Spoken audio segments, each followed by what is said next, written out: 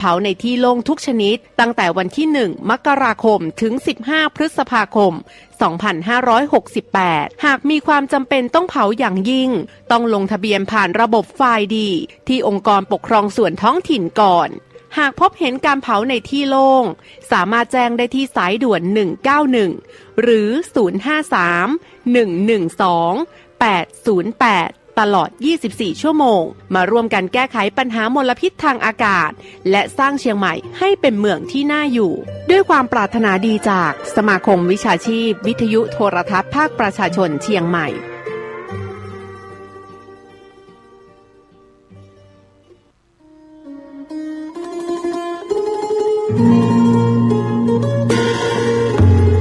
ขอเชิญร่วมงานปริวาสกรรมสืบสารงานพระศาสนาบวชเนกขมาบารมีพราหมณ์ปฏิบัติธรรมประจำปี 2568 ระหว่างวันที่ 1-10 มีนาคม 2568 ณ สำนักวิปัสสนาปฏิบัติบูชาพระพุทธบาท400หลวงปู่ทองสิริมังคโลตำบลสลวงอำเภอแม่ริมจังหวัดเชียงใหม่ขอเชิญทุกท่านร่วมเป็นเจ้าภาพถวายภัตตาหารวันละ 15,000 บาทข้าวต้มเช้าวันละ 1,500 บาทน้ำปานะวันละ 1,000 บาทหรือตามกำลังศรัทธามีพระสงฆ์เข้าร่วมปฏิวัติกรรมในครั้งนี้จำนวน100รูปและขอเชิญทุกท่านร่วมทอดผ้าป่าสามัคคีและร่วมพิธีสืบชะตาหลวงในวันอังคารที่ 11 มีนาคม 2568 วัตถุประสงค์เพื่อสร้างศาลาปฏิบัติธรรมบำเพ็ญบุญและหล่อองค์ทองเหลืองพระนางจามเทวีพระสุพรรณกัลยาสมเด็จพระนเรศวรมหาราชสมเด็จพระเอกาทศรสสมเด็จพระเจ้าตากสินมหาราชปางสมาธิหน้าตัก 36 นิ้วสูง 41 นิ้วและขอเชิญร่วมเป็นเจ้าภาพเททองเหลืององค์ละ 250,000 บาทพร้อมฐานที่ประทับหรือตามกำลังศรัทธากำหนดงานเวลา 9 นาฬิกาพิธีสืบชะตาหลวงเวลา 10 นาฬิกา 39 นาทีพิธีทอดพระป่าสามัคคีโอกาสนี้จึงขอเรียนเชิญทุกท่านร่วมทำบุญตามกำลังศรัทธาสร้างเสริมบารมีกายดีจิตใจแจ่มใสเป็นมงคลชีวิตผ่านบัญชีธนาคารกรุงไทยสาขาโลตัสแม่แตงชื่อบัญชีพระกิตินัทพรพิชิตวัฒนากิจและนางสาวสุวรินทร์อินสวรรค์แม่ชีและนายนรงค์ศรีทิพันเอกเลขที่บัญชี 8760648481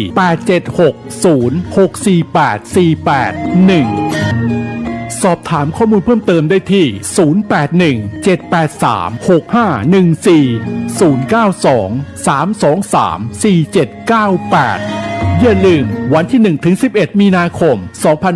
2568 เชิญร่วมงานปริวาสกรรมและทำบุญทอดผ้าป่าสามัคคีณสำนักวิปัสสนาปฏิบัติบูชาพระพุทธบาท400หลวงปู่ทองสิริมังคโลตำบลสลวงอำเภอแม่ริมจังหวัดเชียงใหม่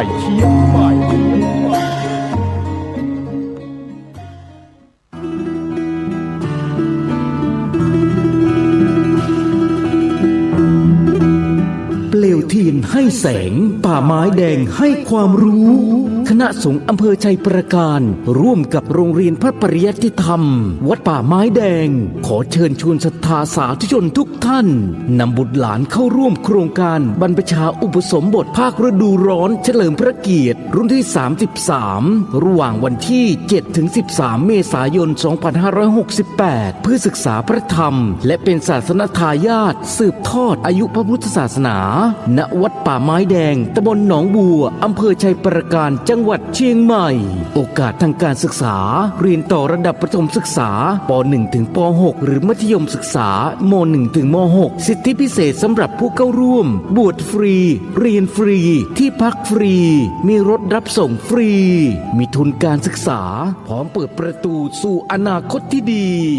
ร่วมสร้างคนดีสู่สังคมและรักษาแก่นพระพุทธศาสนาสนใจสมัครบวชหรือติดต่อสอบถามเพิ่มเติมได้ที่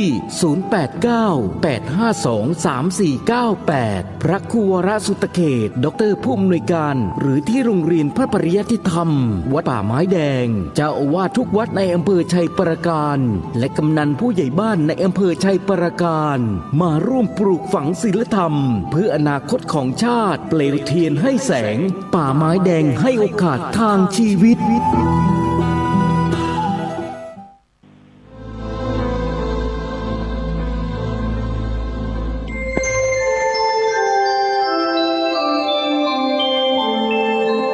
ขณะนี้ท่านกำลังฟังสถานีวิทยุกระจายเสียงพระพุทธศาสนา FM 104.5 เมกะเฮิรตซ์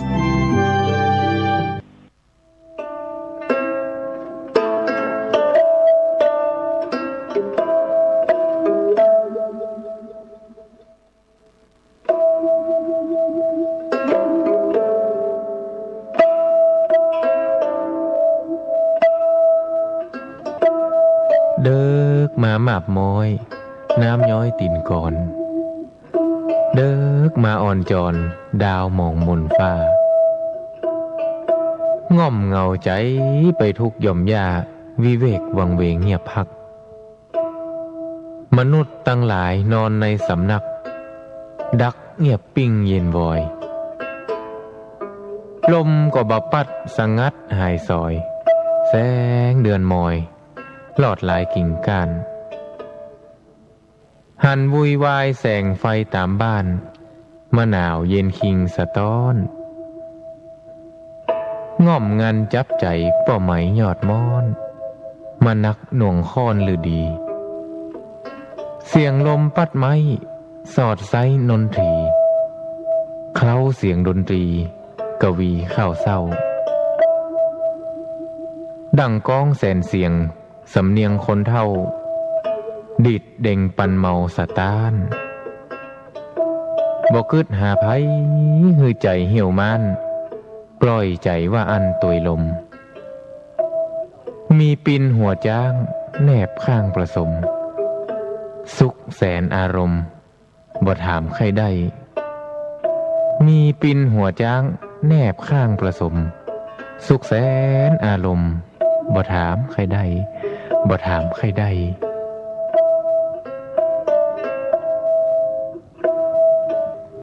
คุณกำลังฟังสถานีวิทยุเพื่อการศึกษาพระพุทธศาสนาและวัฒนธรรม FM 104.5 เมกะเฮิรตซ์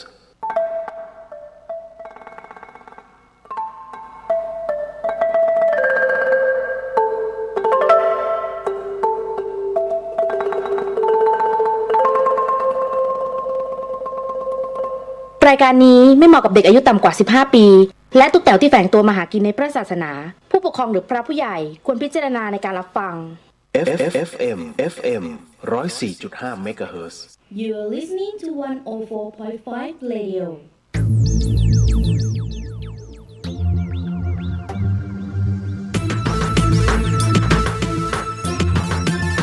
ตั้งแต่ตอนเป็นเด็กจนวันนี้โตเป็นผู้ใหญ่เจอปัญหามาตั้งเยอะแต่ขอบอกมาแล้วนะฮะ ลุยผมจะแก้แม่ เข้าสู่ในช่วงของ The เฮียนในค่ำคืนนี้ครับ หัวใจ ตั้งแต่5 ทุ่มไปจนถึงตี 1ครับวันนี้สดนะจ๊ะพี่เลียวมาคงเหมือนเดิมจ้าฮะในช่วงเวลาแบบนี้เรามันจะลงเอยสักทีคุณกำลังฟังสถานีวิทยุ FM 104.50 เมกะเฮิรตซ์นะฮะจังหวัดเชียงใหม่สถานีวิทยุเพื่อการศึกษาพระพุทธศาสนาและวัฒนธรรมครับเอาละฮะเดี๋ยววันนี้ยังคงมีเรื่องราวที่มานั่งพูดคุยแล้วก็อาจจะต้องเล่าเรียงร้อยเรียงเรื่องราวทั้งหมดทั้งมวลในช่วงวันนี้ในช่วงของกรรมฐานก็จะมี2เรื่องนะฮะก็จะเป็นเรื่องเกี่ยวกับองค์หลวงตามหาบัวที่พูดถึงในเรื่องของการเกิดพระธาตุในตัวบุคคลนะฮะแล้วเรื่องที่2เป็นเรื่องราวของพระเดชพระคุณอีกเรียกว่าอีกหนึ่งพระผู้ปฏิบัติดีปฏิบัติชอบแห่งเมืองเหนือก็คือหลวงพ่อเกษมเขมโกนะฮะก็ทั้งหมดทั้งมวล2เรื่องนี้ก็จะอยู่ในช่วงของกรรมฐานนะที่เดี๋ยวอีกสักครู่หนึ่งเราก็จะมาร่วมกันนั่งกรรมฐานกันนะพร้อมกับศีล 5ก็ขอแจ้งข่าวสารก่อนแล้วกันฮะถ้าล่าสุดเลยข่าวที่ต้องตอนนี้ที่จะต้องประชาสัมพันธ์ล่าสุดคือในวันพรุ่งนี้ฮะ7-8-9 3วันนะฮะ7-8-9เนี่ยจะมีเขาเรียกว่าจะมีช่วงหนึ่งของเป็นบรรยากาศแห่งช่วงฤดูหนาวเขาเรียกว่างานไม้ดอกฮะนะครับที่จังหวัดเชียงใหม่เนี้ยนะครับเราก็จะจัดกันทุกปีนะครับปีนี้อยู่ที่หนองบวกหาดหรือว่าสวนบวกหาดนะครับ ถ้าใครที่เข้ามายังจังหวัดเชียงใหม่แล้วก็เข้าไปในเขตของเขาเรียกคูเมืองนะจริงๆก็คือเป็นเมืองชั้นในของจังหวัดเชียงใหม่หัวมุมหนึ่งนะฮะหรือว่าช่วงของประตูหนึ่งนะฮะเขาเรียกป้อมแล้วกันช่วงป้อมหนึ่งนะฮะเขาเรียกว่าเดี๋ยวนะแจ่งอะไรวะผมจำไม่ได้ละ ไม่แจ่งกระตั้มไม่ใช่เนาะนะฮะจำชื่อแจ่งไม่ได้อีกแล้วนะฮะ แจ่งกู่เฮืองใช่ไหมนะฮะตรงนั้นน่ะด้านในเขาจะเป็นสวนบวกหาดเป็นสวนสาธารณะแล้วก็จะมีการจัดเขาจะมีการจำหน่ายไม้ดอกไม้ประดับรวมไปถึงการจัดสวนที่สวยงามมากอย่าลืมนะฮะ3 วันแค่นั้นเองแต่ถ้าท่านใดที่อยากจะชมขบวนรถบุพชาตินะฮะก็จะเป็นในวันที่8วันเสาร์ที่8เขาเริ่มตั้งแต่เช้าครับก็คือเริ่มตั้งแต่ช่วงเวลา7:30นะฮะก็จะมีพิธีเปิดอยู่ที่จวนผู้ว่าราชการจังหวัดเชียงใหม่ตรงสะพานนวรัตน์เลยทั้งหมดทั้งมวลในขบวนจะยาวมากแล้วมีวงโยธวาทิตจากโรงเรียนต่างๆนะฮะก็จะเป็นผู้ที่นำขบวนแต่ละขบวนก็มีหลายช่วงขบวนมากเดี๋ยววันนั้นผมจะไปบรรยายด้วยใครที่ติดตามในช่วงของMCOT ภาคเหนือฮะก็เดี๋ยวจะเจอกันหลังจากนั้น คืองานเขาจะมีตลอดทั้งวันนะฮะไปจนถึง5 โมงเย็นก็ต้องบอกไว้ก่อนแต่วันที่วันไฮไลท์จริงๆคือวันที่8มันจะมีรถขบวนบุพชาติใครที่ต้องเดินทางนะฮะที่จะต้องมีธุระในเขตคูเมืองจังหวัดเชียงใหม่วางแผนดีๆนะฮะอันนี้บอกไว้ก่อนให้วางแผนดีๆถ้าท่านมาเส้นประตูสวนดอกเนี่ยฮะให้ท่านเลี้ยวก่อนเลยนะฮะอย่าได้เลยไปอีกนะ ถ้าท่านเลยไปอีกเนี่ยรถจะติดมากดังนั้นถ้ามองแล้วถ้าเราจะไปไหนสักแห่งหนึ่งเลี้ยวก่อนถ้าจะเลี้ยวให้เลี้ยวตรงประตูสวนดอกเพื่อที่จะไปคูเมืองด้านนอกนะฮะใครที่จะมาตรงโรงพยาบาลสวนดอกอะฮะนะอันเนี้ยอาจจะต้องอ้อมนิดนึงเพื่อความรวดเร็วเพราะไม่งั้นท่านจะติดมากๆนะฮะแล้วเป็นงานที่ได้รับความนิยมมากๆต้องบอกเลยฮะเพราะดอกไม้เขาจะสวยแล้วก็การจัดสวนเนี่ยก็เรียกว่าอลังการนะมือระดับแชมป์ทั้งหลายเนี่ยเขาจะมานะเขาตอนนี้เขาจัดไปเรียบร้อยแล้วนะครับขอเชิญถ้าพรุ่งนี้ก็รู้สึกจะมีคนไปถ่ายรูปเป็นประจำนะฮะหลังจากนั้นถัดมาอีกนิดนึงนะครับก็จะเป็นในช่วงของวันที่10 11 12นะฮะ10 11 12นั้น12เราก็รู้อยู่แล้วว่าเป็นวันมาฆบูชานะฮะวันมาฆบูชาเนี่ยทั่วประเทศไทยก็จะมีการให้จัดมีการสวดมนต์นะฮะแล้วก็รวมไปถึงเป็นการเวียนเทียนนะถือได้ว่าเป็นอีกหนึ่งวันสำคัญทางพระพุทธศาสนาดังนั้นเนี่ยวัดฝายหินเองรวมไปถึงคณะศรัทธาทั้งหมดทั้งมวลก็แน่นอนที่สุดฮะในช่วงเช้าของวัดฝายหินเนี่ยในวันที่12คณะสงฆ์พร้อมพระภิกษุสามเณรเนี่ยฮะก็จะร่วมกันบิณฑบาตนะครับในถนนเส้นวัฒนธรรมในมหาวิทยาลัยเชียงใหม่หลังจากนั้นช่วงเวลาประมาณ7 โมงนะครับ7 โมงเนี่ยท่านก็จะกลับมาเข้าสู่พื้นที่จริงเนี่ยต้องกลับมาประมาณสัก7:30นะอันเนื่องมาจากว่าจะมีพิธีอีกอันหนึ่งฮะเขาเรียกว่าเป็นการเดินขึ้นดอยเพื่อไปสักการะพระธาตุแสนสูบคือมันชนกันนะฮะในวันนี้เป็นวันมาฆบูชาซึ่งคณะเรียกว่าทั้งชาวบ้านทั้งคณะสงฆ์ตำบลสุเทพเนี่ยฮะก็จะร่วมกันเดินขึ้นไปเนี่ยเดินในช่วงกลางวันพร้อมกับช้างอีก2 เชือกที่อัญเชิญพระสารีริกธาตุแล้วก็พระพุทธรูปดอกไม้นะฮะจากวัดแสงเมืองมานะฮะก็ขึ้นสู่วัดผาลาดโดยเส้นทางธรรมชาติและขึ้นเขาไปเลยท่านใดที่อยากจะร่วมขบวนนี้ให้มาท่านจะเห็นพิธีอันสวยงามมากมีขบวนฟ้อนพร้อมเพรียงมันจะไม่เหมือนกับที่ท่านจะต้องไปเจอในวันวิสาขบูชาอันนั้นคือเตลขึ้นดอยอันนั้นคือมันจะเป็นช่วงแรกๆแต่อันนี้แบบเป็นระยะเพราะเป็นระยะสั้นนะฮะแล้วก็ค่อนข้างจะสวยงามมากเพราะฉะนั้นเนี่ยในวันที่12จะมีด้วยกันเนี่ย3 งานนะฮะช่วงเช้าจะมีด้วยกัน2 งานช่วงเช้านี่ก็จะเป็นใส่บาตรนะบนถนนเส้นวัฒนธรรมกับพระสงฆ์แล้วก็พระภิกษุสามเณร100 รูปหลังจากนั้นก็จะเป็นการเดินขึ้นวัดผาลาดนะฮะด้วยขบวนช้างอันนี้ครั้งที่2ช่วงตอนเย็นนะฮะอันนี้ก็เหมือนกันทั่วประเทศนะก็คือ เรียกว่าพุทธศาสนิกชนทั้งหมดทั้งมวลเนี่ยฮะก็จะเรียกว่ามาร่วมกันสวดมนต์แล้วก็เวียนเทียนแต่วัดฝายหินเนี่ยก็จะเพิ่มเติมไปก็คือพิธีอโหสิกรรมซึ่งแน่นอนที่สุดนะครับมันต้องอาศัยกำลังวันของพระพุทธศาสนานี่แหละนะฮะเราก็ต้องใช้ตรงนี้ให้เป็นพุทธบูชาด้วยนะครับก็1 ปีมีอยู่4 วันที่ต้องทำแบบนี้นะฮะกับการอโหสิกรรมโอ้โห ก็ตามเหตุปัจจัยเนาะเพราะฉะนั้นเนี่ยก็เลยต้องเรียนคุณผู้ฟังไว้ก่อนว่าหากมีโอกาสขอเชิญนะฮะบนวัดไฟหินนะครับของแจกยังคิดไม่ออกอาจจะไม่มีแต่บุญให้ นะฮะอันนี้ชี้แจงไว้ก่อนนะฮะส่วนในวันนี้นั้นนะครับก็โมทนาสาธุครับกับคุณผู้ฟังแล้วก็เหล่ากัลยาณมิตรที่ร่วมการบริจาคนะฮะก็เรียกว่าปัจจัยทั้งหมดทั้งมวลเนี่ยที่ผมบอกว่าคนหนึ่งห้ามเกิน150 บาทเพราะว่าด้วยจำนวนหินที่เราสั่งมาเนี่ยฮะมันมูลค่ามันตกประมาณเดี๋ยวนะ3,200 บาทแต่ปัจจัยที่ได้เนี่ยมัน 5,000 กว่าบาทดูดีเห็นไหมนะฮะก็ขอโมทนาสาธุแต่ว่านะปรากฏว่าวันนี้ลด2 คิวลด2 เที่ยวนะฮะดินเบ็ดเสร็จ 2,400 บาทเพราะเที่ยวละ 1,200 เห็นนะ 2,400 บาทหินอีก 1,500 บาทเป็น 3,700 บาท 3,700 บาทเสร็จปุ๊บจะมีในส่วนของอิฐบล็อกอีก100 ก้อนเหล็ก และเหล็กกล่องนะฮะรวมไปถึงไม้นะฮะไม้แล้วก็รวมถึงรถแล้วก็รวมไปถึงอะไรอีกนะเดี๋ยวเครื่องไฟฟ้าหลอดไฟฟ้าสายไฟฟ้าเบสเซวันนี้หมดไปทั้งสิ้นเนี่ย 9,400 บาทครับ นะก็ไม่เป็นไรก็คืออย่างที่บอกไว้ครับว่าเวลาที่ทุกท่านทำบุญมาเนี่ยนะฮะมันก็จะเป็นปัจจัยที่เรามันเป็นปัจจัยของวัดซึ่งมันจะอยู่ในบัญชีอยู่แล้วนะมันเป็นบัญชีออมสินจะสังเกตนะฮะว่าถ้าเป็นเรื่องราวของ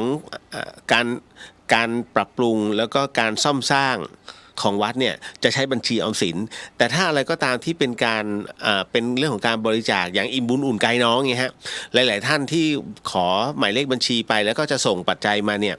อันเนี้ยผมจะให้เป็นบัญชีกสิกรไทยคือจะแยกโดยชัดเจนมากนะสังเกตดีๆนะมันจะแยกโดยชัดเจนมากนะฮะเพราะฉะนั้นถ้าอะไรที่เป็นการบริจาคเพื่อสาธารณกุศลเนี่ยฮะมันจะอยู่ในกสิกรแต่ถ้าอะไรที่พระพุทธศาสนาจะอยู่ในออมสินนั่นแหละฮะเรื่องราวทั้งหมดเพราะฉะนั้นก็เลยชี้แจงไว้ก่อนว่าทั้งหมดทั้งมวลทุกบาททุกสตางค์ของทุกท่านเนี่ยขอโมทนาสาธุเพราะว่ามันคุ้มค่ามากนะแต่ถามว่าเหนื่อยไหมวันนี้ก็เหนื่อยนะฮะเพราะว่าจะไปซื้อไม้อย่างเงี้ยฮะแล้วน้องก็ไม่ขายน้องนอนหลับ คือมันมีหมา2 ตัว มันนอนเป็นชั้นๆเลยบอกเนี่ยจะเอาไอ้เนี่ยบอกไม่ อารมณ์ฉันไม่ยอมลุกก็เลยไม่รู้จะทำยังไงฮะต้องรอให้เขาตื่นก่อนเราถึงจะซื้อนะฮะซื้อพวกไม้อะไรพวกนี้ได้ก็เห็นไหมแต่ละมื้อแต่ละเดย์เนี่ย ก็ไปเจออะไรมากมายสำหรับที่ถามไถ่กันเข้ามาแล้วผมจะรายงานประจำก็คือในเรื่องของหน้าต่างอุโบสถวัดฝายหินนะฮะตอนนี้เสร็จหมดเรียบร้อยแล้วทั้ง10 บานก็ขอโมทนาสาธุอีกเช่นกันลืมไปหมดแล้วใช่ไหมหลายๆคนเฮ้ยเขาไม่พูดถึงเลยอะไรยังไงเนี่ยคงไม่ปล่อยให้มาเจอเองฮะก็ต้องรายงานอยู่เรื่อยๆเดี๋ยวจริงๆโดยปกติแล้วช่างรับปากว่าวันพรุ่งนี้เขาจะมาติดตั้งแต่บังเอิญว่าท่านบอกผ่านหลวงพี่โยบอกว่าขอเปลี่ยนเป็นวันอาทิตย์เพราะว่าช่างไม่อยู่ก็เลยบอกไม่เป็นไรก็เข้ามาแล้วซึ่งผมไปเอาป้ายชื่อทองเหลืองมาเป็นโอ้โหป้ายชื่อแพงมากบ่นหน่อยได้ไหม ขอบ่นออกอากาศ โอ้อะไรจะแพงขนาดนี้แต่ก็ไม่เป็นไรฮะก็ทำเอาไว้เพราะว่ามันอยู่ตลอดไงนะก็สำหรับหน้าต่างนะแล้วส่วนประตูนั้นเดี๋ยวก็หลังจากนี้เสร็จเป็นประตูแต่เป็นประตูเอกก่อนก็คือประตูบานใหญ่ นะฮะเดี๋ยวช่างเขาก็จะถอดไปทำและคราวนี้ก็จะเหลือประตูเล็กอะฮะก็คือเป็นประตูรองที่ท่านใช้เข้าออกเสมอนะฮะอันนั้นก็เดี๋ยวค่อยหาเจ้าภาพกันอีกทีค่อยว่ากันมันใช้เวลาเป็นเดือนนะคือกว่าจะเสร็จเนี่ยผมว่ามันเป็นปีอ่ะเพราะฉะนั้นก็จะหยุดแค่ประตูใหญ่ก่อนนะฮะประตูใหญ่เขาจะใช้เวลาประมาณ20-25 วันในการแกะมันต้องแกะเพราะว่าไม้มันคือไม้อ่ะถ้าปล่อยเอาไว้ก็ทำได้นะฮะบางคนจะสงสัยพี่เลียวก็ทำไมจะต้องสร้างให้มันเสียเงินเสียทองถูกไหมเพราะผมไม่ค่อยสนับสนุนนะคือมันเก่าแล้วก็คือเก่าแต่คราวนี้มันแตกเพราะการเปิดประตูเข้าออกมันทำให้ไอตัวเดือยฮะมันเริ่มเปราะแล้วก็มันเจอภาวะอากาศเชียงใหม่เดี๋ยวชื้นเดี๋ยวแห้งเดี๋ยวชื้นเดี๋ยวแห้งเดี๋ยวเปียกเดี๋ยวแห้งแล้วชื้นโป่งแตกฮะพอมันแตกเสร็จปุ๊บมันมีแต่จะพังก็เลยมองว่าไหนๆมันจะต้องถอดทิ้งก็เลยถามช่างว่าสลาถ้าต้องซื้อใหม่เนี่ยฮะมันตกบานเท่าไหร่โอ้โหพูดมาหงายท้องมันไม้สักทั้งแผ่นครับพี่ แพงมากครับหรอเท่าไหร่อ่ะอ๋อก็เบ็ดเสร็จมันก็เกือบหลายหมื่นอยู่นะเกือบแสนนะไม่ไหวหรอก สู้ไม่ไหวหรอกบอกเอาแล้วทำไงก็ทาสีใหม่ไหมทาสีใหม่ไหมมันก็โกงแล้วทำไงตลาแกะไหมถ้าแกะแล้วมันทำก็คือไอ้ตัวที่มันโกงอยู่อ่ะเขาสามารถมันเหมือนใสอ่ะให้มันพอดีแล้วก็แกะลงไปผมก็มานั่งนึกมันเป็นการซ่อมสร้างในตัวก็เลยใช้วิธีการแกะนั่นน่ะถามว่าแพงไหมก็แพงแต่มันยังดีกว่าไปซื้อทั้งแผ่นนะฮะแล้วอันนี้มันได้ลายพอได้ทั้งแผ่นมาเนี่ยมันไม่ได้ลายแกะนะมันต้องมานั่งเขียนเบ็ดเสร็จแสนกว่าไม่เอาอ่ะก็เลยเอาประตูเอกก่อนนะมีงบแค่นั้นก็คือจบ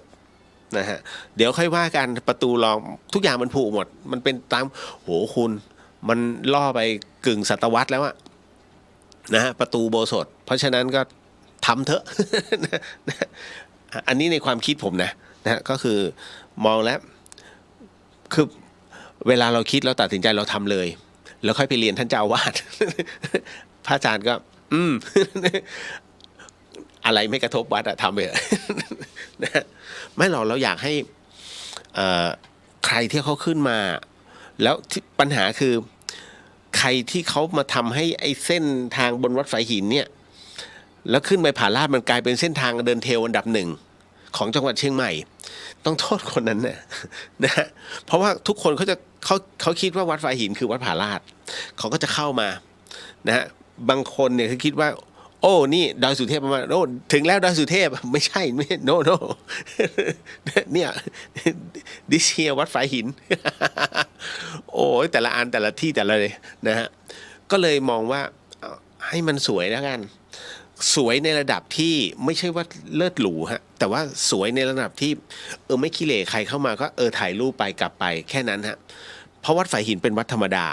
แต่เอาจริงแล้วถ้าสืบประวัติกันไปเนี่ยลึกๆแล้ววัดฝายหินเป็นวัดที่สังฆราชารูปแรกของล้านนาท่านจำพรรษาอยู่ที่นี่ก็คือพระไพศาลทสังฆปาโมกข์ดังนั้นเนี่ยจะให้หลวงปู่ไปขายหน้าก็คงไม่ได้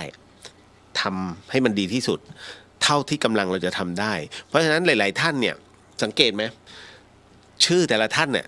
เดี๋ยวขึ้นมาปรากฏเนี่ยอยู่เรื่อยๆนานๆก็จะมีสมาชิกใหม่เข้ามาผมจะบอกว่าทั้งหมดทั้งมวลที่เกือบ100ท่านเนี่ยที่ร่วมบุญกับผมอ่ะท่านเป็นเจ้าของวัดฝายหินแล้วนะครับ เพราะฉะนั้นอย่าทิ้งนะ นะฮะไม่แล้วอย่างหนึ่งพอท่านเราท่านพอเห็นเวลาวัดได้มันเปลี่ยนแปลงเนี่ยนะฮะมันคือสิ่งที่เราสร้างแม้ว่าเฮ้ยเราทำ100 บาทเฮ้ยเราทำ200-300อย่างเงี้ยฮะนะฮะนานๆจะมีผู้ทำ 1,000 เงี้ย 3,000 อย่างเงี้ยนะฮะแต่ส่วนใหญ่ก็จะอยู่ในหลัก500นะฮะประมาณนี้สะสมทั้งหมดแล้วเราทำแล้วพอท่านเห็นภาพวัดฝายหินที่ผมโพสต์อยู่เรื่อยๆอ่ะมันอิ่มใจไงเนี่ยฉันทำที่เนี่ยฉันทำเต็มที่เลยฮะเอาคำว่าวัดฝายหินไปอยู่ในใจท่านให้ได้นะเพราะว่าอะไรก็ตามที่เกิดขึ้นแล้วมันยกจิตของเราให้มีความสุขความสงบได้นะฮะมันมีคำตอบฮะ มันมีคำตอบในตัวจิตเพราะเวลาเราเดินจิตหรือว่าในช่วงของวาระสุดท้ายสิ่งที่เราได้นึกถึงก็คือกำลังบุญที่มันเกิดขึ้นแล้วอะไรล่ะนะก็คือสิ่งที่เราได้ร่วมกันนั่นแหละก็คือการพัฒนานะวัดฝายหินวันนี้มีคนถามเข้ามาแล้วผมก็ทำดูอึ้งนิดนึงผมอ่านให้เลยแล้วกันนะฮะไม่ออกชื่อขออภัยเดี๋ยวคนจะไม่กล้าส่งมันมีคำถามอันนึงซึ่งผมอึ้งมากแต่ทุกคนก็จะคิดว่าเฮ้ยเขาคิดได้แค่นี้จริงๆมันมีอะไรมากมายกว่านั้นนะฮะเดี๋ยวนะตึ๊ดมันมีอันนึงฮะเขาถามมาว่าพระพุทธรูปนอกจากให้เราไว้บูชาแล้วมีประโยชน์อะไรอีกคะเฮ้ยดูเหมือนไม่มีอะไรนะฮะพระพุทธรูปเนี่ยที่เรากราบไหว้บูชาแล้วเขาถามขึ้นมาฮะนะว่านอกจากกราบไหว้บูชาแล้วพระพุทธรูปเนี่ยมีประโยชน์อะไรน่าคิดนะผมว่าเฮ้ยมันดูเหมือนไม่มีอะไรแต่บางทีแบบลึกๆในใจเข้าใจเลยฮะเพราะว่าเราอาจจะได้กราบไหว้อย่างเดียวแต่พอมานั่งนึกแล้วมีประโยชน์อะไรกว่า ใช่ไหมเดี๋ยวจะบอกให้ว่าพระพุทธรูปมีประโยชน์อะไรและมีประโยชน์มากด้วยนะฮะก็เอาไว้อยู่ในรายการเนาะนะฮะเพราะฉะนั้นเนี่ยอย่างเรื่องราวเหล่านี้ฮะที่มันเกิดขึ้น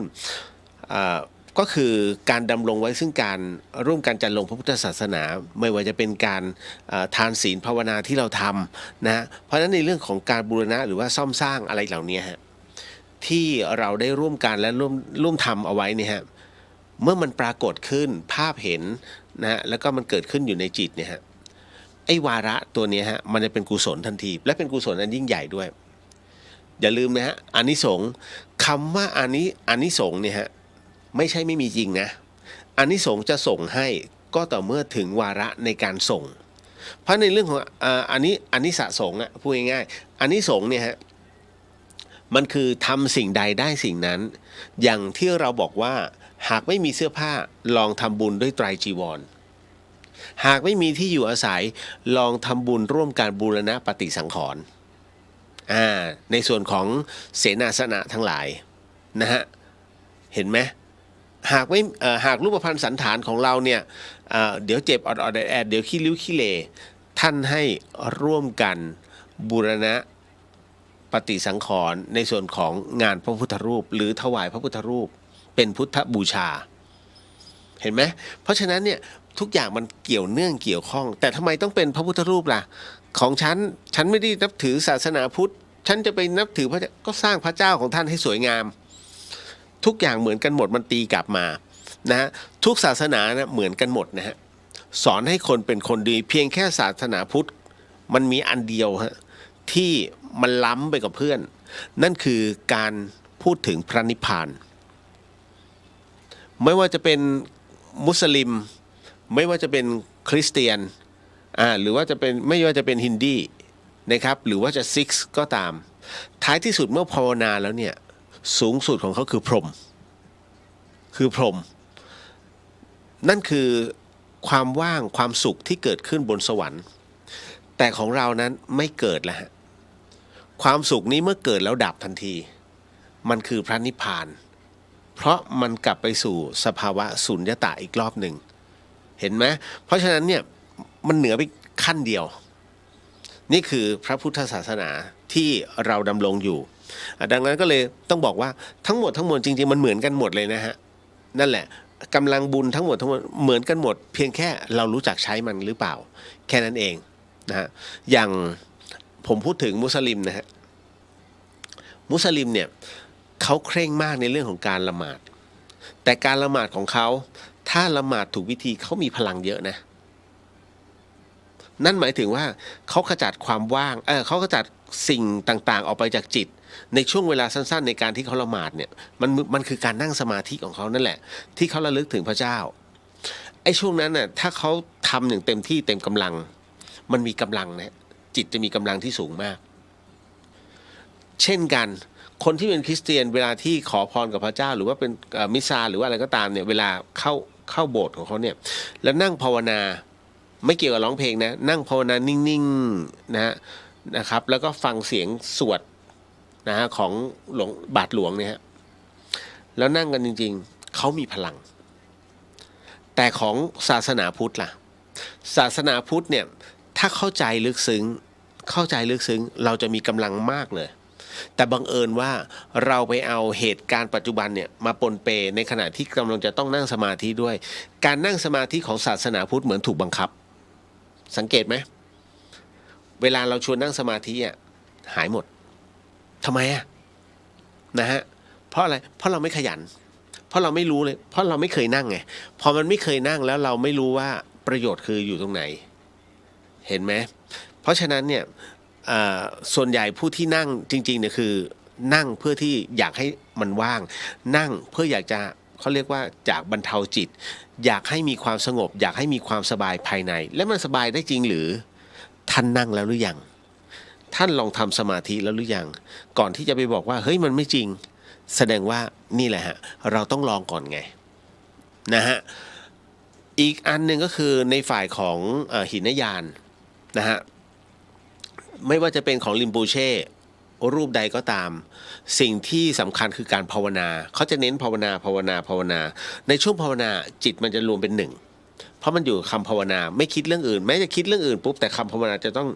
ตรงอยู่เสมอดังนั้นจิตจะนิ่งมากในส่วนของการภาวนาอยู่เรื่อยๆนะฮะแม้กระทั่งการกราบไหว้บูชาแต่ถามว่าลิมปูเช่ในเรื่องของสมาธินะกับมหานิกายนั้นประมาณไหนถ้าลิมปูเช่ที่อยู่ในระดับสูง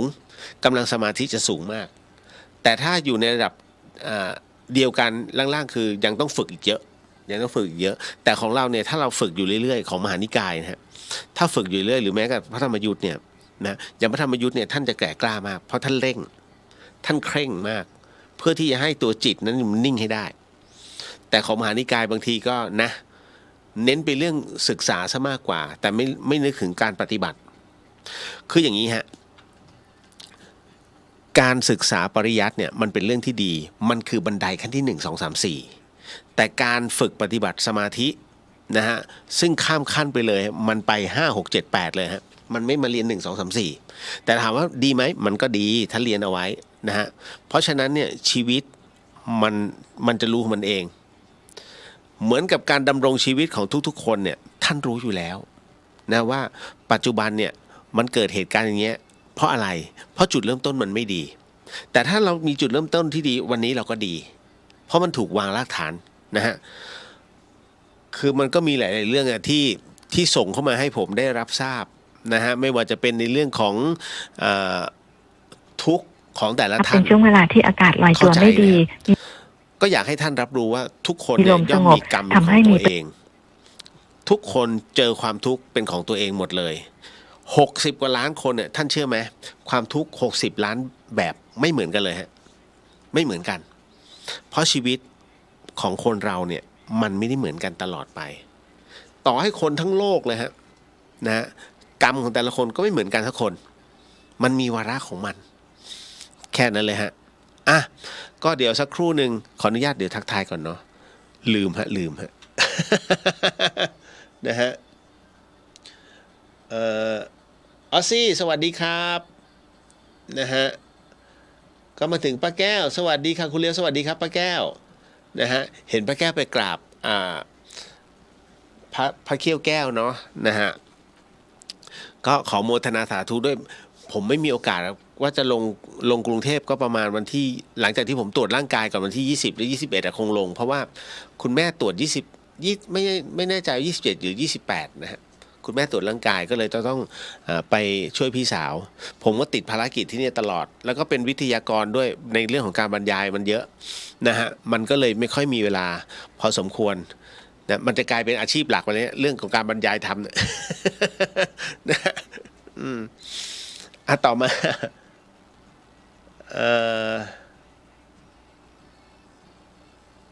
อันนี้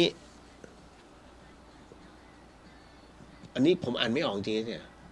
สวัสดีค่ะคุณเลี้ยงคุณรุ่งคุณรุ่งมาฟังด้วยวันนี้โมทนาสาธุสวัสดีค่ะคุณเลี้ยวรุ่งหยุดงานเร็ววันนี้เลยเลยได้มาฟังคุณเรียว ทันโมทนาสาธุครับนะคือฟังไม่ทันมันมีเทปฮะไม่เป็นไรฮะคุณน้าสวัสดีค่ะทิศเลียสวัสดีครับผมนะฮะมาถึงด้านนี้คุณเมธาศรีสวัสดีครับพี่เลียสวัสดีครับผมอ้าวปั๊มแปมสวัสดีค่ะนะฮะปั๊มแปมมาด้วยไหมเดินขึ้นดอยนะฮะน้องสาวินีสวัสดีค่ะสวัสดีครับผมพี่นพวรรณสวัสดีค่ะคุณเลียวสวัสดีครับนะฮะพี่สุวรรณยาสวัสดีค่ะสวัสดีครับผมนะฮะคุณวีดาสวัสดีค่ะคุณเลียวสวัสดีครับผมคุณจินนชาสวัสดีค่ะคุณเลียว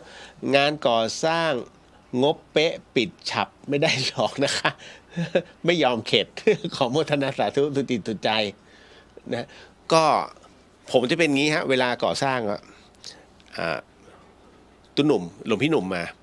เสร็จปุ๊บก็จะมีช่างอีกคนคำนวณดูที่เท่าไหร่มันต้องไอ้นี่เท่านี้เป็นเงินเท่าไหร่นี่แค่หินแค่ทรายก็แค่นี้แหละ 3,000 กว่าบาทโอเคแค่นี้นะผมก็คำนวณก่อนถ้า 3,000 เนี่ยถ้าจะต้องให้คือถ้า 3,000 กว่าบาทเนี่ยนะฮะถ้าโพสต์ไปเนี่ยท่านคิดว่านานไหมแป๊บเดียวฮะจะมีผู้ทำบุญมาซึ่งมันดูแล้วโอ้ถ้าสมมุติว่าแค่น้องผมคนเดียวเจ้าปุ๊กสิริวัลเนี่ยแค่บอกเขาเดี๋ยวพี่เลี้ยงไม่ต้องบอกบุญที่ไหนนะ เดี๋ยวหนูทำบุญคือแค่ปุ๊กคนเดียวเนี่ยมันก็ได้แล้วไงแต่คราวนี้ผมก็มานั่งนึกเรื่องหินเรื่องทรายมันควรจะแบ่งกันนะผมก็เลยต้องจำกัดไงก็มันแค่ 3,000 นี่หว่าโอเคคนละอย่าเกิน150นะครับ เห็นไหมแล้วก็ทำมานะคือเราก็กำหนดเวลาไว้เอาว่ามันอาจจะไม่ถึงแบบคนอาจจะไม่เห็นเพราะผมน่าจะถูกปิดกั้นเพราะว่าหลายคนปกติมันขึ้นเป็น100 กว่าแต่ไม่ถึงนะก็น่าจะโดนปิดกั้นก็ไม่เป็นไรก็ตามบุญเนี่ยตามหน้าบุญแต่ก็ยังมีเวลาเหมือนเดิมฮะเสร็จปุ๊บพอโพสไปก็เริ่มทยอยมาผมก็จะคำนวณก่อนได้ยังได้แล้วเฮ้ยเริ่มเกินแล้วปิด นะก็สรุปว่าพอไปถึงพอตอนเช้าพี่นานซื้ออันนี้ด้วยนะซื้อนี่แล้วเมื่อวานทำไมไม่บอกผม นะมันก็เลยเกินงบเยอะเลยแต่ไม่เป็นไรก็ เอาปัจจัยตัวเองโปะไปแค่นั้นก็ร่วมสร้างนะฮะแต่หลังจากวันนี้ไปไม่มีผมบอกไม่มีงบแล้วนะตุ๊ นะไม่งั้นผมก็ต้องรบกวนทุกคนอีกแล้วท่านคิดดูแล้วไอ้หน้าโพสต์ผมมันจะมีแต่บริจาคแล้วเขาจะคิดยังไงนั่นแหละผมถึงได้บอกว่ามันจะมีคอรหาเกิดขึ้นท่านจำไว้นะอะไรก็ตามที่มันเกิดในส่วนของการที่มันเป็นข่าวกันอยู่ว่าเอ้ยทำไมมันไม่เงินไม่เอาเข้าวัดเข้าใจแต่มันจะปวดหัวมากหลวงพี่สมัครเบิกตอนนี้อยู่ที่นี่มันไม่ได้หรอกมันยังไม่ทันช่างมารอแล้วเอาไงทำไม่ทำผมกลับแล้วกว่าจะเรียกมันมาได้เนี่ย นั่นแหละฮะเรื่องของเรื่องกว่าจะเบิกกว่าจะไปขอคนนั้นครับนั่นแหละตัดปัญหาคือไอ้ที่เป็นข่าวมันคงเข้าใจนะแล้วเจอประเภทที่ทำมาปุ๊บเนี่ยเชิดทำมาปุ๊บเชิดนะฮะแล้วแบบนั้นตลอดเนี่ยมันมีเหตุมันก็เลยทำให้ผมก็ต้องอาจารย์อีกแล้วอาจารย์จะมอบให้ไปจัดการตรงนี้ไม่เป็นไรรับรู้อยู่แล้วเข้าใจไงแต่คนอื่นเขาไม่รับรู้ไงครับ ผมถึงได้บอกว่าพระสะสมเนี่ยพระมีความผิดพระห้ามสะสมนะแต่ถ้าใช้ในเสนาสนะเนี่ยไม่มีปัญหาแค่ซ่อมแต่ถ้าเมื่อไหร่ก็ตามปัจจัยอยู่กับโยมเตรียมเดือดร้อนได้เลยนะฮะแล้วก็เพราะเรื่องตรงเนี้ยนะฮะมันจะมีข้อคอรหาต่างๆมามากมายแต่ของผมเนี่ยจะสังเกตไหมทีละนิดทีละหน่อยทีละนิดทีหน่อยแล้วก็เวลาทำเนี่ยไม่ค่อยจะเหลือเพราะว่ามูลค่าในการทำมันเยอะ แต่ แต่ปัจจัยที่เข้ามามันก็แค่นิดหน่อยๆนะฮะก็ไม่เป็นไรไม่ได้บ่นเลยเพียงแต่แค่นี้จบติดไว้ก่อนนะติดไว้ก่อนเดี๋ยวถ้าทำตรงนี้อีกแล้วพอจะมีเข้ามาเดี๋ยวพี่ให้อีก มันก็จะประมาณนี้ฮะมันวัดเล็กๆไงคุณมันไม่ใช่โอ้โหวัดที่แบบนะเขาทำที่เป็นล้านๆนะมันไม่ใช่งั้นฮะคือถ้าทำเป็นล้านไม่มีปัญหานะ แต่ไม่อยากถ้าเป็นล้านเนี่ยเราก็ไม่รับจริงๆนะบางคนจริงเหรอจริงๆครับถ้าจะบริจาคให้วัด1 ล้านบาทวัดไม่รับเพราะว่ามันมีเหตุอะไรหลายๆอย่างที่พอมีเรื่องตรงนี้เข้ามาเดี๋ยวมันจะมีเรื่องของชาวบ้านเข้ามามันจะมีบุคคลหลายๆบุคคลเข้ามาซึ่งตัดปัญหานะก็คือเอาแค่พอประมาณทำแค่ไหนก็สร้างแค่ไหนก็เอาแค่นั้นนี่ฮะวิธีการก็เลยต้องบอกว่าเนี่ยวัดฝายหิน คิดไม่ค่อยเหมือนใครนะคุณจีท่าบอกไม่เข็ดใช่ไหมครับไม่เข็ด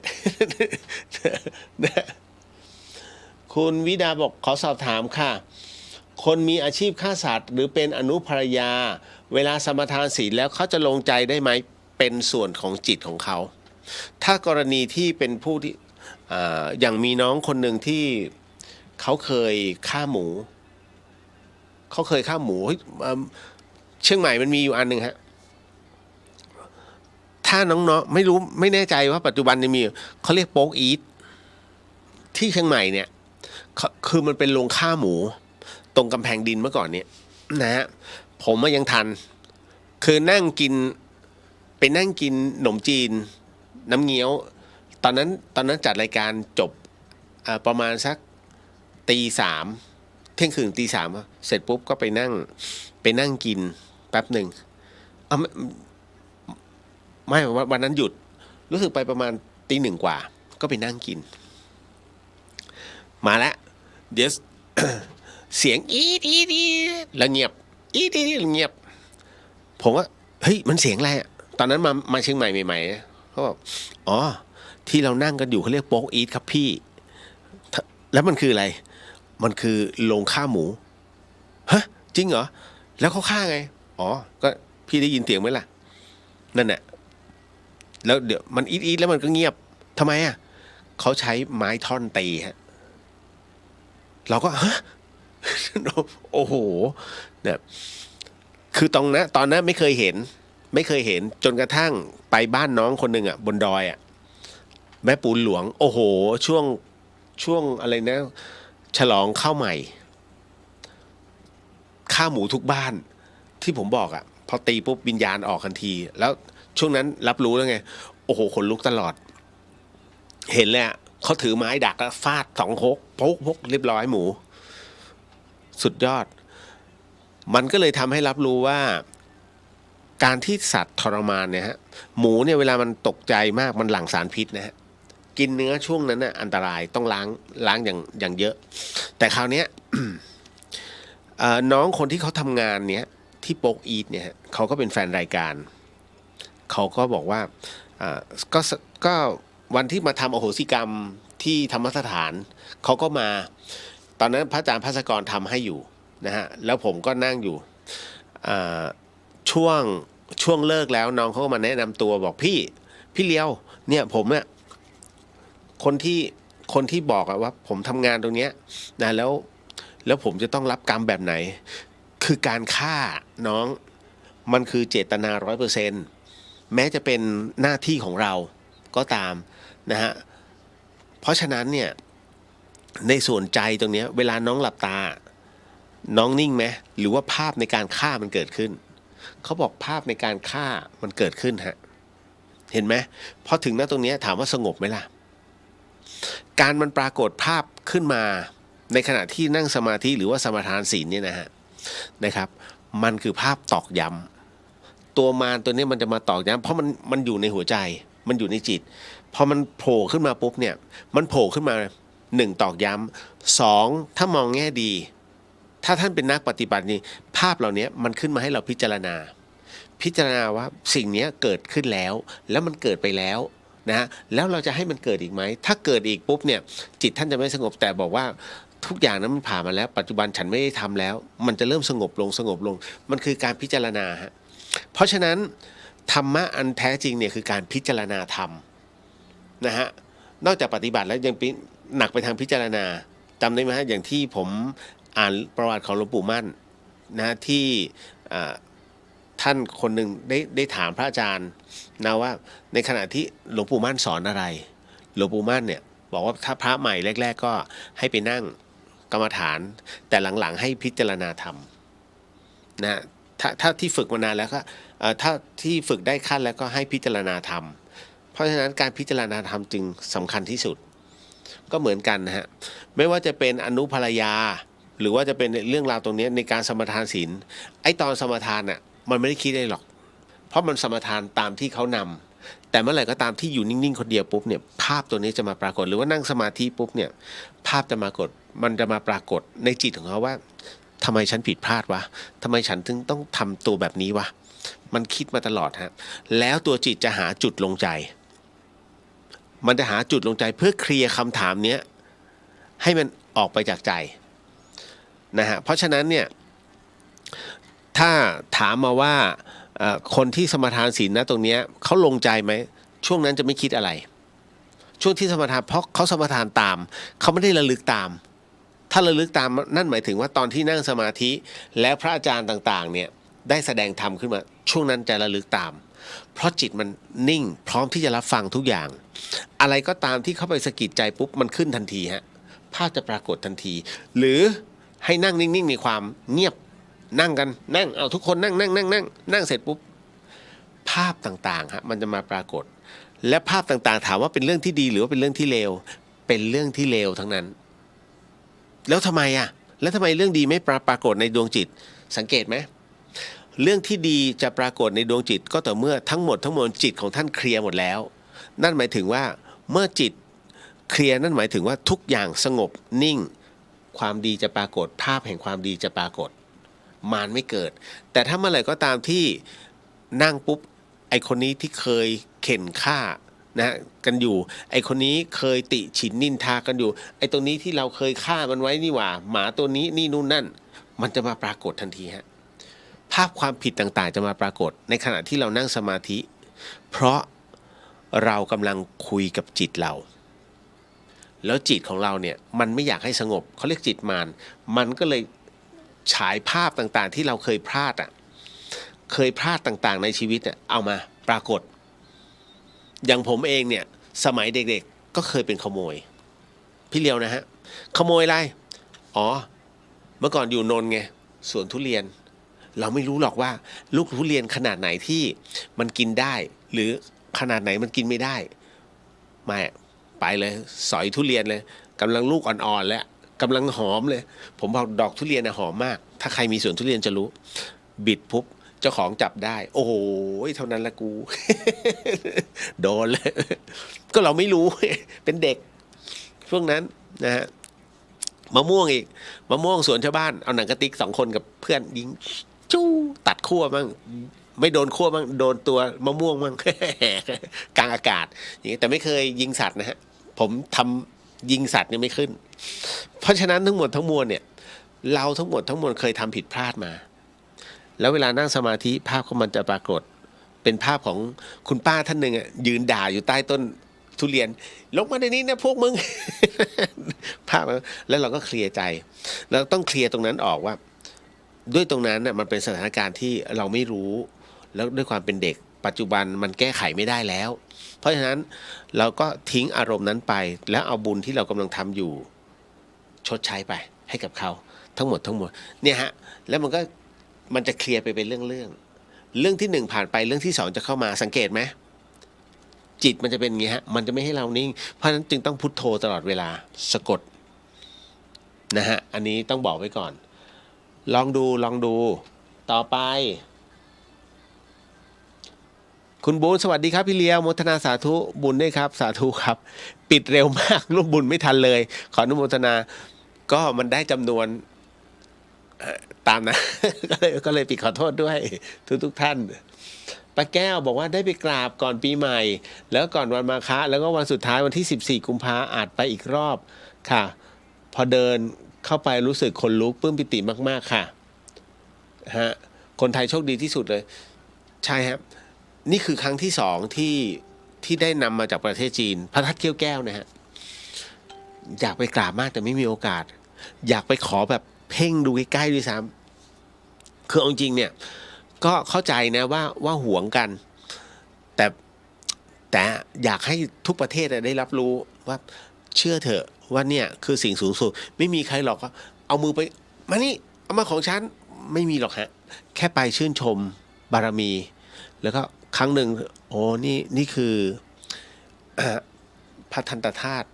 ขององค์พระสัมมาสัมพุทธเจ้าก็ขอโมทนาสาธุดูชื่นใจปุ๊บกลับแค่นั้นแหละฮะมันเหมือนเราได้ไปอยู่ใกล้ๆท่านหลายครั้งมันก็คือตั้งคำถามผมเคยตอนที่ยังไม่ได้เคยปฏิบัติธรรมเลยนะเขามีครั้งหนึ่งที่เขาอัญเชิญพระธาตุพระบรมสารีริกธาตุ7ประเทศมาไว้ที่แฟชั่นไอแลนด์แล้วเขาโอ้โหแล้วแบบไกลมากอยู่ในฮอลล์ผมก็เลยถามผมพูดไปแบบดังมากเลยแล้วเขาก็มองหน้ามีเปล่าอ่ะ ผมเป็นคนที่แปลกไงมีเปล่าที่เอาไปโชว์เนี่ยนะแล้วก็มีรูปมาให้คือใส่ผ้าอบทึบๆนะฮะผมเลยบอกเดี๋ยวไปซื้อก็ได้แล้วว่าตั้งเนี่ยมีพระธาตุเอารูปมาคือมีอ่ะต้องโชว์ให้เห็นเนี่ยเขาถึงจะรู้ว่าอ๋อเป็นอย่างนี้นี่เองอันนั้นตอนนั้นไม่รู้เนี่ยผมปรามาสมากๆก็ไม่รู้จริงๆไงมันก็เลยตั้งคำทำไมท่านไม่ใส่แบบแก้วใสๆแล้วยิงเลนมาโครไปให้เห็นโอ้ในภาพอ๋อเป็นอย่างนี้จบทุกคนก็เห็นมองบนเพดานกันโอ้สวยจบแล้วมันไม่เห็นไงเมื่อก่อนฮะ เมื่อก่อนไม่ใช่ปัจจุบันนะฮะโมทนาสาธุด้วยป้าแก้วเป็นหนึ่งในบุคคลที่อิจฉาครับผม เบนสวัสดีค่ะสวัสดีครับนะฮะมีเสียงเพลงคลอในแบ็กกราวด์ไหมคะน่าจะใช่ผมปิดไปแล้วมันยังออกใช่ไหมงั้นเดี๋ยวผมปิดนี้เลยอ่ะฮะตึกจบนี่เลยฮะน่าเป็นระบบอะฮะตัวเหมือนมิกมันตัดไม่ขาดนะไม่มีแล้วตอนนี้ผมเอาออกไปแล้วขออนุญาตครับเพราะฉะนั้นเดี๋ยวเรามานั่งสมาธิกันก่อนนะครับแล้วเดี๋ยวในขณะที่นั่งสมาธิผมจะเล่าเรื่องหลวงพ่อเกษมด้วยแล้วก็เล่าเรื่องเกี่ยวกับพระบรมสารีริกธาตุด้วยแล้วกันเนาะขออนุญาตเดี๋ยวท่านใดที่น้อมจิตได้ก็น้อมจิตตามท่านใดที่ว่าตามได้ก็ให้ว่าตามนะฮะแต่ในจุดเริ่มต้นนั้นขอให้น้อมจิตตามก่อนแล้วกันนะครับเพราะว่าเดี๋ยวผมจะขออนุญาตเป็นผู้ที่นำในส่วนของตรงนี้ก่อนเนาะนะฮะ สมทานศีลก่อนนอนบริสุทธิ์แล้วนะฮะสาธุสาธุสาธุ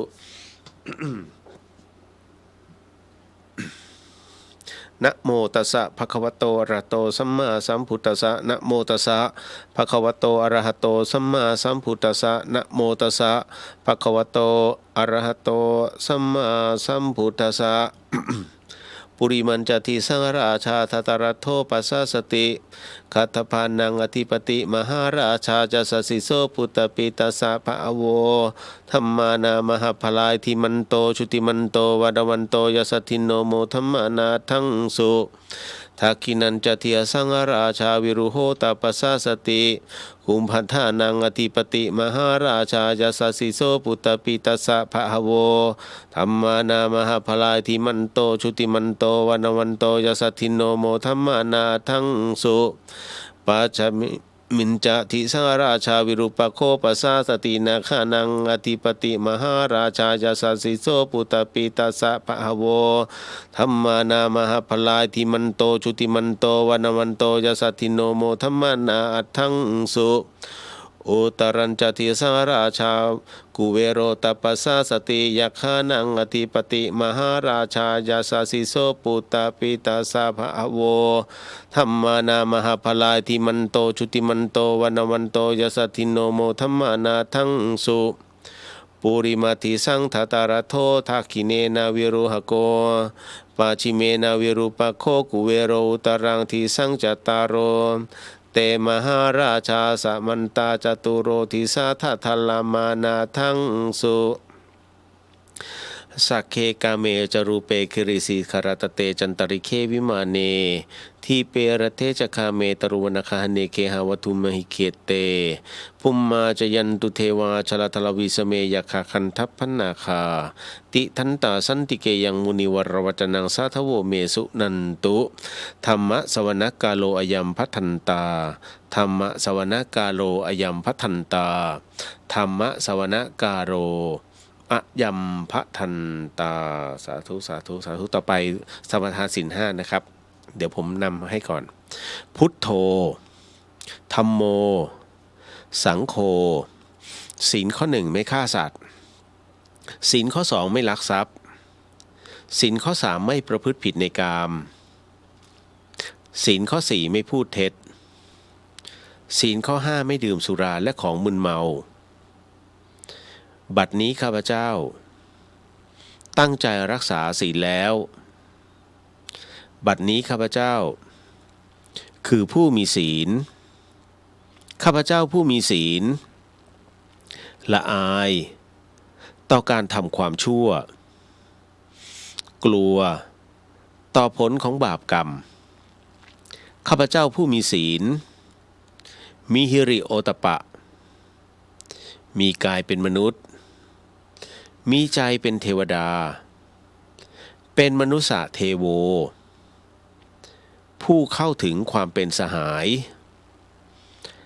กับเหล่าเทวดาทั้งหลายณบัดนี้ข้าพเจ้าทั้งหลายขออดโทษลดกรรมที่ข้าพเจ้าได้ประมาทพลาดพลั้งในช่วงวันนี้ลงในฉับพลันและขอให้กรรมดีที่ข้าพเจ้าหรือเหล่ากัลยาณมิตรได้ทำไว้นั้นขอจงมาแทรกส่งผลบุญนี้ให้ข้าพเจ้าได้มีความสุขและประสบผลสำเร็จตลอดไปเทินสาธุสาธุสาธุต่อไปนะครับเป็นในส่วนของกรรมฐานเนาะว่าตามนะครับอิมังวิปัสสนากรรมฐานังปูเชมิทุติยังปิอิมังวิปัสสนากรรมฐานังปูเชมิตติยัมปิอิมังวิปัสสนากรรมฐานังปูเชมิ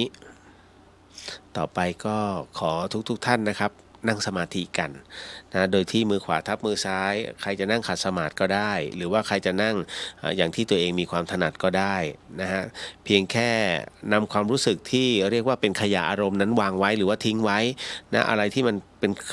เรื่องลำบากใจหรือว่าเรื่องที่ทำให้จิตใจของเรานั้นนะไม่มีความสงบก็ทิ้งมันไปก่อนอารมณ์นี้นะฮะแล้วก็อะไรที่จะต้องมีวางแผนที่จะต้องทำต่อไปก็ให้ทิ้งมันไปก่อนฮะให้อยู่กับปัจจุบันเนาะแล้วก็ให้พุทโธพุทโธเข้าไว้ลมหายใจเข้าลึกๆเอาสติตามลมหายใจเข้าไปแล้วก็ไปมาร์กตรงสะดือหรือว่าท้องน้อยนะแล้วก็ลากลมหายใจออกไปก็เอาสติก็ลากตามมันไปนะให้รู้จักลมเข้าออกนะฮะมันไปสิ้นสุดตรงไหนนะสิ้นสุดตรงไหนก็ให้มันจบตรงนั้นนะครับเพราะฉะนั้นก็ทั้งหมดทั้งมวลนะครับนั่นคือเรากำลังเข้าสู่ในช่วงของการเข้าสมาธิถ้าพร้อมแล้วก็ค่อยๆหลับตาลงนะฮะค่อยๆหลับตาลงนะฮะ บุญจะเกิดก็ต่อเมื่อจิตสงบนะฮะไม่ต้องอะไรมากมายแค่นี้เราก็ได้บุญแล้วเนาะนะฮะเพราะฉะนั้นในช่วงต่อไปนี้เป็นช่วงของการเข้าสู่กรรมฐานเนื่องจากว่าตรงนี้เป็นรายการวิทยุด้วยก็ขออนุญาตนะฮะ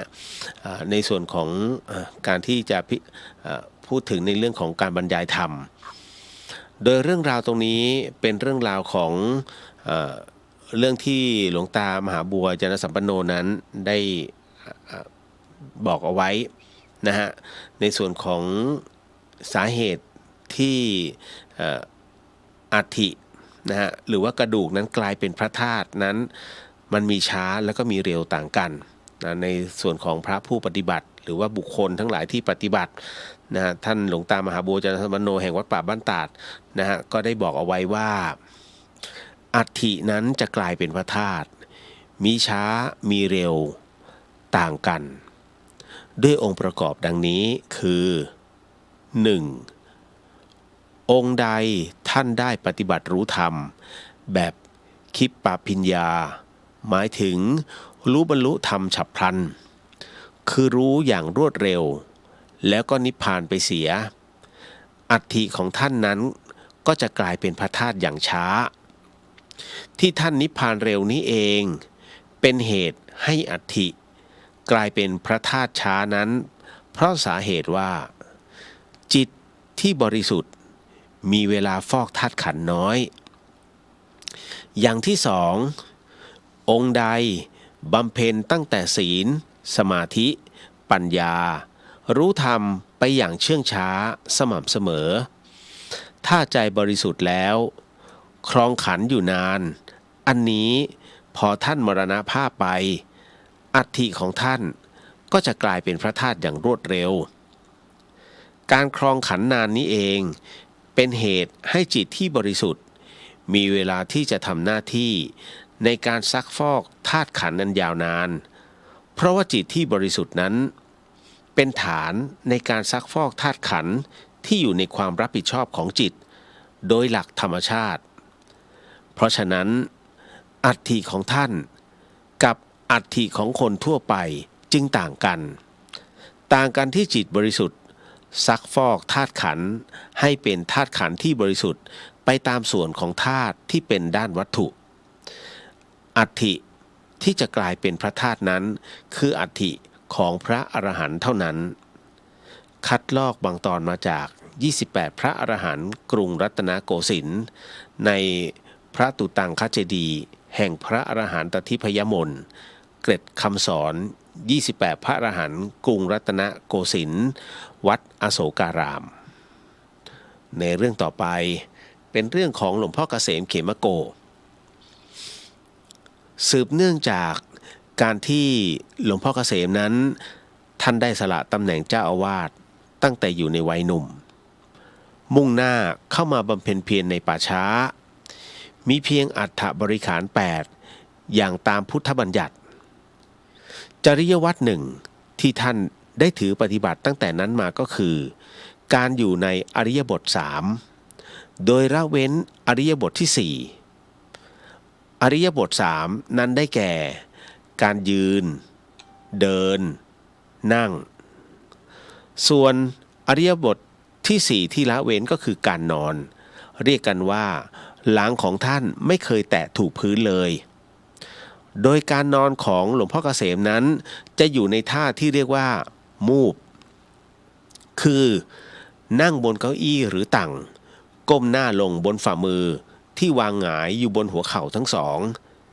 การนอนและปฏิบัติสมาธิภาวนาในท่านี้เป็นเวลานานประกอบกับการฉันจังหันน้อยทำให้ท่านนั้นมีปัญหาเกี่ยวกับกระดูกสันหลังในวัยชราหลวงพ่อเริ่มอาพาธด้วยโรคปวดหลังอย่างมากถึงกระนั้นหลวงพ่อก็ยังคงปฏิบัติภาวนาและอนุเคราะห์ต่อผู้ตกทุกข์ได้ยากเสมอมามิได้ขาดเมื่ออาการอาพาธของหลวงพ่อเกษมมีอาการหนักมากขึ้นบรรดาคณะศิษยานุศิษย์จึงได้นำนายแพทย์เข้าไปตรวจนายแพทย์ได้นิมนต์ให้หลวงพ่อนั้นเข้าพักรักษาที่โรงพยาบาลแต่หลวงพ่อไม่ยอมจนกระทั่งความได้ทราบถึงพระบาทสมเด็จพระเจ้าอยู่หัว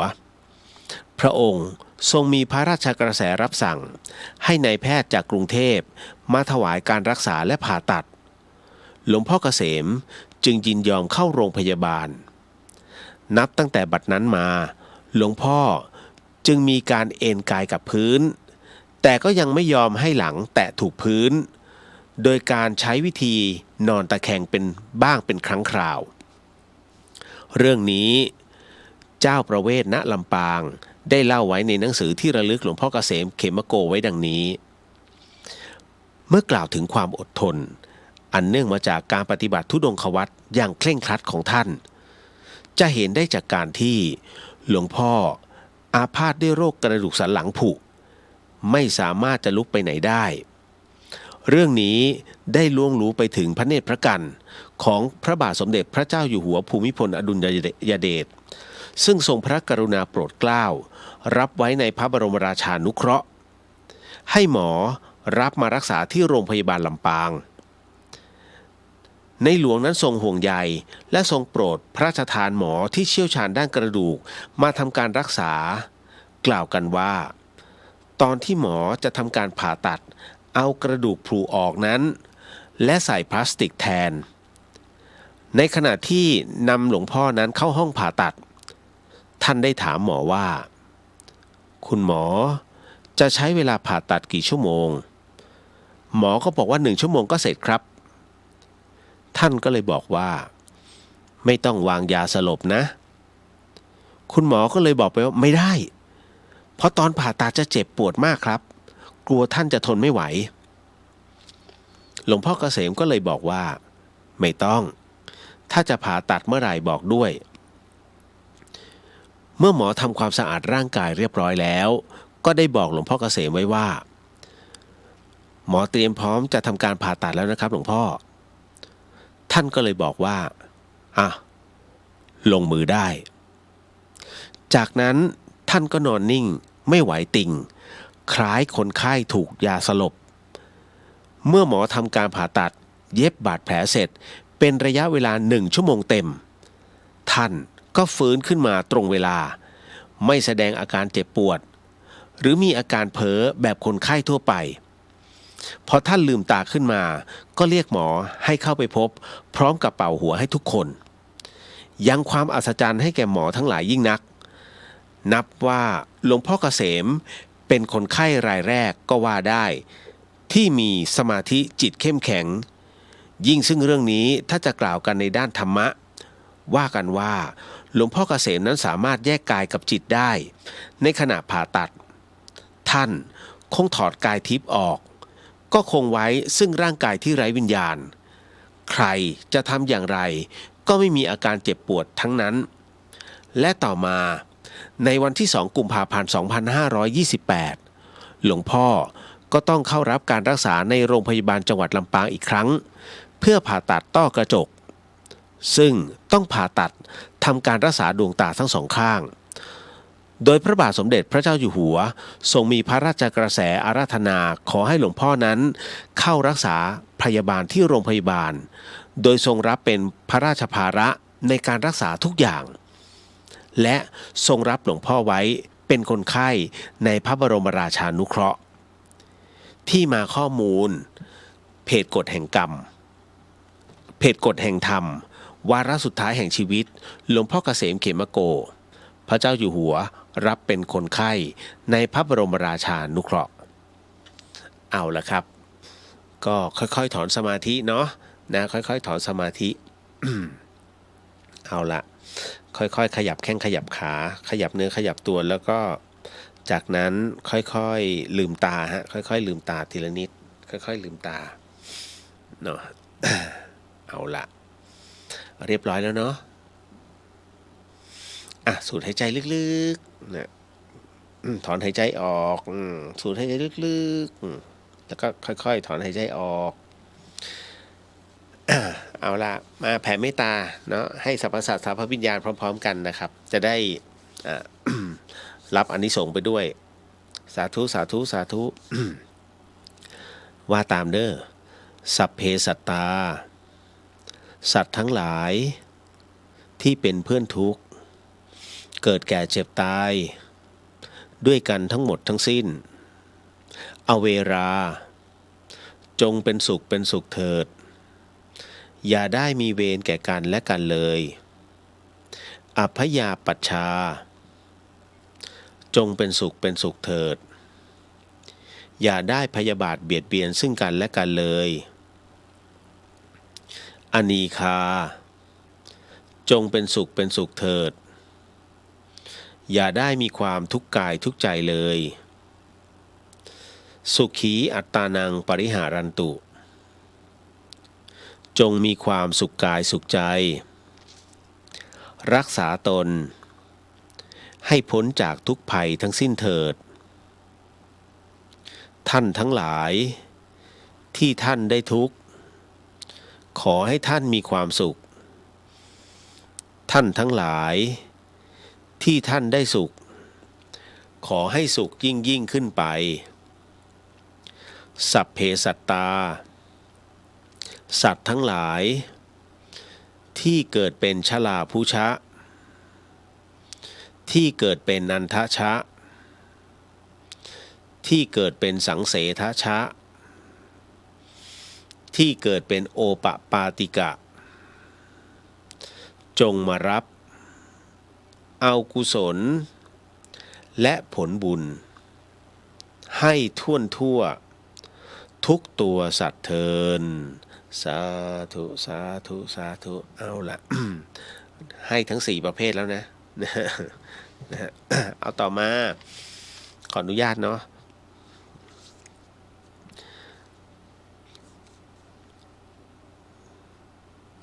ปกติต้องอัญเชิญเทวดากลับนะฮะวันนี้ไม่เชิญ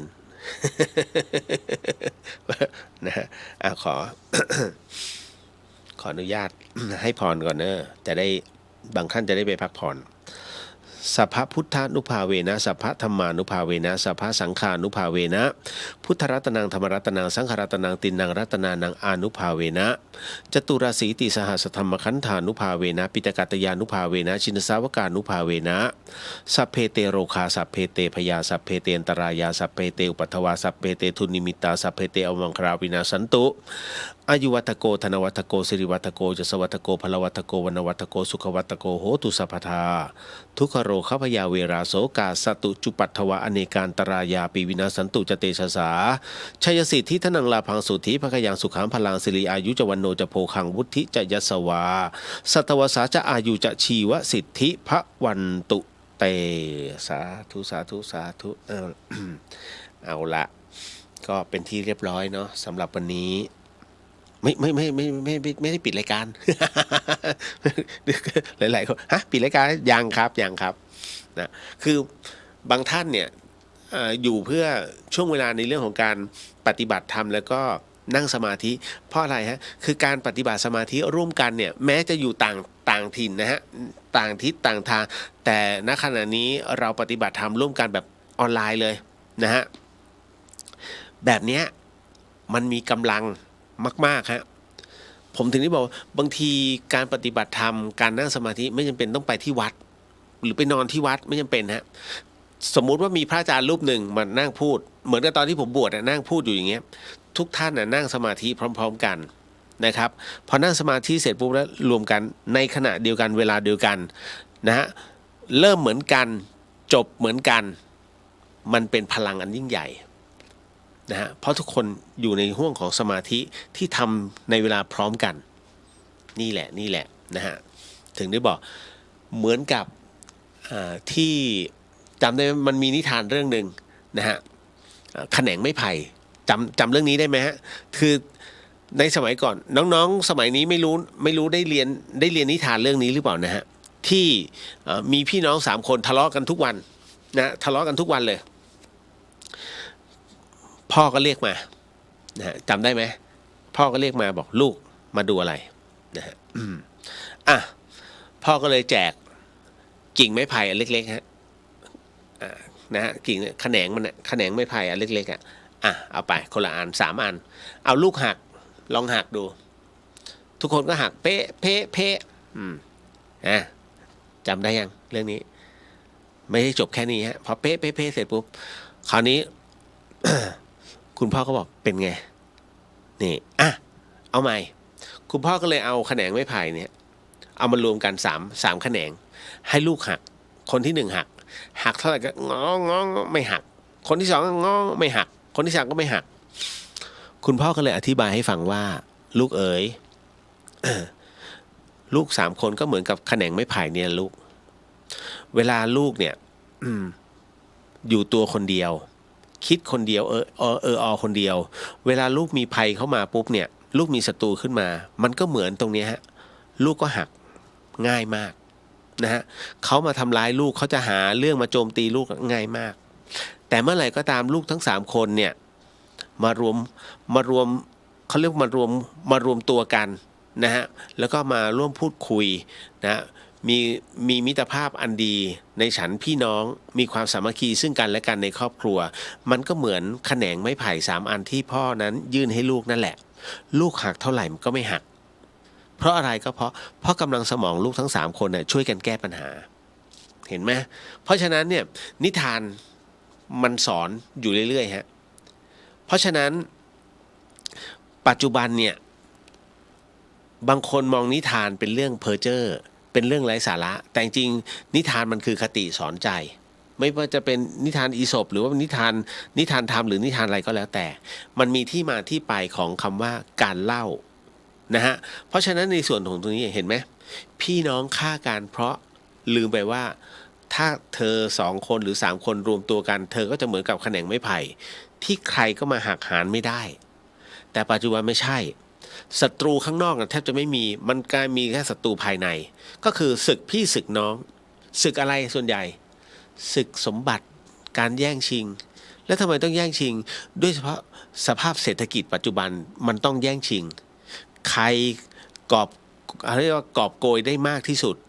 คนนั้นก็จะสบายไปนี่เขาคิดกันแค่นี้เพราะฉะนั้นเนี่ยเรื่องราวมันจึงเกิดขึ้นความวุ่นวายในสังคมเกิดขึ้นเพราะความคิดของแบบมารแบบนั้นเลยต้องใช้ความคิดมารนะเพราะเป็นความคิดที่ทำให้เดือดร้อนนะครับเนี่ยนี่คือสิ่งที่มันเกิดขึ้นและบัดนี้มารตัวใหญ่เกิดขึ้นแล้วนั่นคือใครจะบอกว่าโดนัลด์ทรัมป์นะฮะใช่หรือเปล่าต้องคิดเอาทั้งหมดทั้งมวลเนี่ยคนทุกคนเนี่ยนะฮะมันจะมีทั้งคิดดีกับคิดไม่ดีโดนัลด์ทรัมป์วันนี้ก็ออกนโยบายในเรื่องของนักกีฬาต้องอยู่ในห้ามนักกีฬาข้ามเพศมาแข่งประเภทหญิงทุกคนเห็นด้วยเฮเลยเห็นไหมเพราะฉะนั้นเนี่ยไม่มีใครดีไปซะหมดและก็ไม่มีใครชั่วไปซะหมดเราจะบอกว่าจอมมารตรงนี้คือโดนัลด์ทรัมป์จริงหรือเปล่าที่เขาจะยึดในเรื่องของปาเลสไตน์นะแทนอิสราเอลจะไปยึดกรีนแลนด์ยึดนู่นยึดนี่มองว่าดูระยะยาวอาจจะเป็นเขาเรียกว่าคอนเทนต์โดนัลด์ทรัมป์ อันนี้ก็ต้องว่ากันอีกทีเนาะเอาล่ะแต่ให้รู้ว่าทั้งหมดทั้งมวลเนี่ยมันมีกระบวนการคิดแบบนี้เกิดขึ้นเมื่อคิดออกมาแล้วเราก็จะพิจารณาตามว่าอันเนี้ยมันมีความเป็นไปได้สูงไหม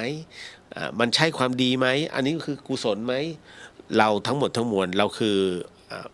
ผู้ที่สามารถมีกำลังแห่งปัญญาในการพิจารณาได้อาจจะใช้เวลาหน่อยแต่รับรองว่าสำเร็จนิดนึงนะฮะก็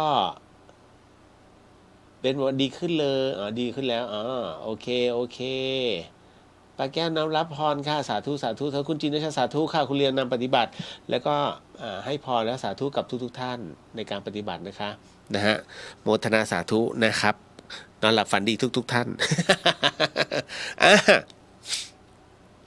มีผู้ถามเข้ามาว่าการที่คนกลัวการบริจาคอวัยวะอันนี้น่ากลัวในความคิดนะฮะฟังก่อนนะมีผู้ถามมาว่าการที่คนกลัวการบริจาคอวัยวะเพราะว่ากลัวว่าชาติหน้าจะพิการจริงหรือคะอันนี้ตอบว่ายังไงดีฮะมันเป็นความเชื่อนะฮะมันเป็นความเชื่อที่ต้องบอกว่าถ้าด่าได้ก็จะด่าว่าอันนี้ไร้ปัญญาต้องบอกว่าไงฮะชาตินี้คือชาตินี้ชาติหน้าคือชาติหน้ารู้ได้ยังไงชาติหน้าว่าจะพิการคนจะพิการได้ต้องผิดศีลฮะผิดศีลข้อใดข้อหนึ่งและตอนที่ผิดศีลนั้นก็คือเป็นช่วงของการตายพอดีท่านจะสังเกตไหมคนที่เรียกว่าสติไม่เต็มนะฮะนั่นหมายถึงว่ากันว่าตอนที่ตายไปเนี่ยเมาถึงเป็นพวกเด๋อด่ามาไม่ครบถูกไหมฮะเพราะฉะนั้นในเรื่องของทั้งหมดทั้งมวลเนี่ยมันมีเหตุของมันนะครับผมกำลังบอกว่าอย่างไม่แน่ใจว่าข่าววันนี้หรือเปล่าฮะหรือเมื่อวานไม่รู้น่าจะเป็นวันนี้ใช่ไหมฮะที่มีนักร้องน้องคนหนึ่งที่เป็นนักร้องตอนกลางคืนเนี่ยแล้วเขาประสบเหตุเสีย เหมือนกับอะไรสมองตาย แล้วเขาบริจาคอวัยวะเขาช่วยได้4 ชีวิตแล้ววันนี้ดูการถ่ายทอดของอีจันในเพจของอีจันนะฮะเขามีเวลา1 ชั่วโมงในเรื่องของการนำส่งหัวใจสู่โรงพยาบาลจุฬานะฮะก็มาเลยจากสุวรรณภูมิใช่ไหมนะผมมาดูตอนกลางๆแล้วสุดท้ายก็ทันนะเหลือเวลาอีกประมาณเท่าไหร่10 กว่านาทีนะถึงโรงพยาบาลจุฬามอเตอร์ไซค์ตำรวจฮะเลยนะเดี๋ยวกันรถคือโอ้โหอันนั้นคือลุ้นสุดใจเลยฮะคนดูเป็นหมื่นน่ะคือทุกคนลุ้นว่าเฮ้ยทันไหมมันเหมือนหนังมากครับแล้วรถน่ะมันติดคือเขามีเวลาแค่ชั่วโมงเดียวจากสุวรรณภูมิต้องให้ถึงโรงพยาบาลจุฬาแล้วรถเป็นช่วงติดมากโอ้โหวิ่งแทรกหมดเลยทุกคนภาวนาหมดผมยังพอถึงโรงพยาบาลจุฬาเนี่ยโมทนาสาธุทุกคนเลยฮะกดหัวใจให้เป็นแถวนะเพราะว่า1 ชีวิตอีก1 ชีวิตย่อมมีค่าคืออย่างนี้ฮะอันเนี้ยต้องให้หลายๆท่านพิจารณาผมจะบอกว่าบุญอันยิ่งใหญ่ที่สุดก็คือบุญแห่งการบริจาคนะฮะเป็นทานบารมีอันยิ่งใหญ่จำได้ไหมฮะทานสุดท้ายที่ก่อนที่จะมาเป็นเจ้าชายสิทธัตถะก็คือพระเวสสันดรสละได้แม้กระทั่งลูกและเมียอยากได้ใช่ไหมกันหาชาลีไปนั่นนะฮะเพราะฉะนั้นเนี่ยนี่คือบุญที่ต้องสละอันยิ่งใหญ่เนี่ยที่เกิดขึ้นก็คือการทำบารมีแล้วไหนตัวกรรมที่จะเกิดมาถึงมีไหมไม่มีนะฮะมีแต่บุญนะเพราะฉะนั้นการบริจาคอวัยวะถือว่าเป็นบุญอันยิ่งใหญ่ไม่ว่าจะเป็นการบริจาคร่างให้ท่านเลือกนะฮะระหว่างร่างที่จะต้องเป็นอาจารย์ใหญ่กับอวัยวะที่จะต้องไปมอบให้กับบุคคลต่างๆอันนี้พูดกันเล่นๆแล้วกันผู้ที่เป็นอาจารย์ใหญ่เนี่ยถือว่าเป็นบุคคลที่เสียสละมากก็หลานผมนะฮะพอเข้าปี 1ได้ไม่บอกนะสถาบันนะก็ไปเรียกว่าไปผ่าตัดตึกก๊อตไปผ่าตัดก๊อตนะก๊อตในที่คือร่างอาจารย์ใหญ่ไอเนี่ยอยู่สาขาหนึ่งแพทย์มีอีกสาขาหนึ่งทันตะอีกสาขาหนึ่งเล่นเอาพุนเลย นะบอกเรียนก็ไม่รู้เรื่องเลยฮะแพทย์เรียนกลุ่มกล้ามเนื้อก็เกือบจะไม่รู้เรื่องพอผ่านี้เสร็จปุ๊บไอ้นี่เรียนเรื่องกายภาพมาต้องมาดูในเรื่องของกล้ามเนื้อดูเส้นเลือดไปหมดแล้วส่วนทันตะก็เล่นเฉพาะข้างบนนะก็คือในช่วงของกะโหลกก็ดูเกิดขึ้นคือยุ่ยนะฮะกว่าจะรับรู้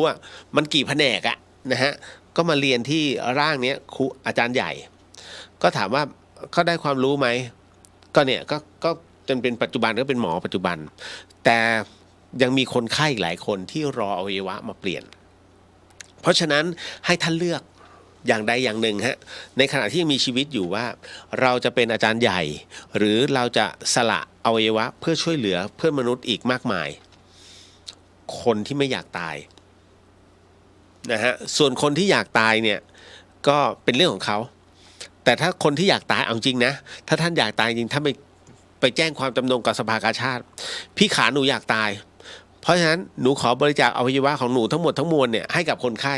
แล้วไปดูก่อนว่าตามกฎหมายมันทำได้ไหมถ้าทำได้เขาก็ทำให้แต่ถ้าทำไม่ได้อันนี้ต้องรอคิว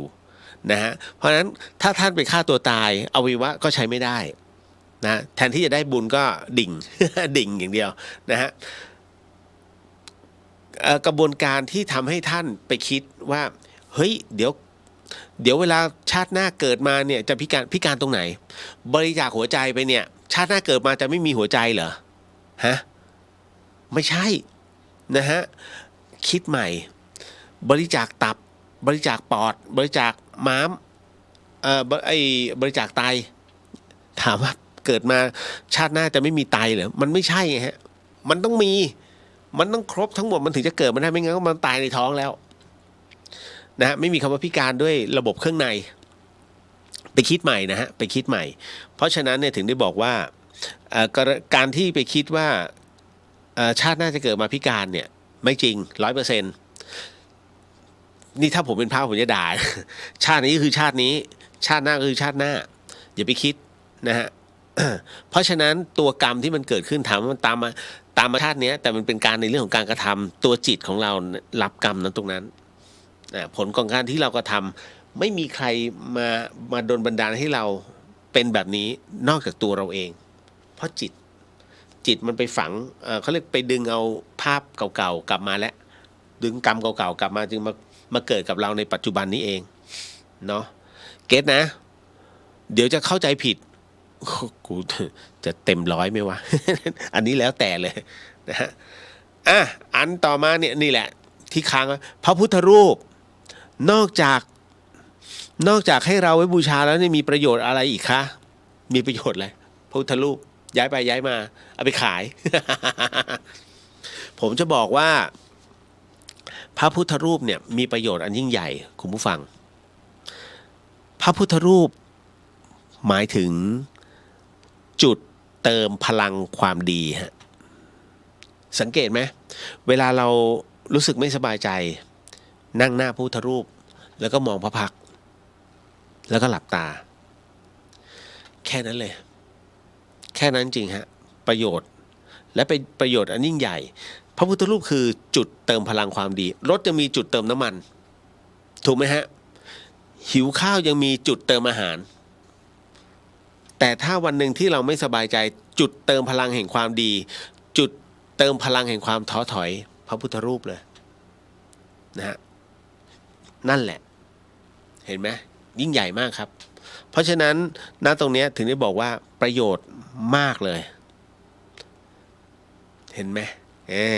นี่แหละจบนะสั้นๆเป็นจุดเติมพลังความดีฮะ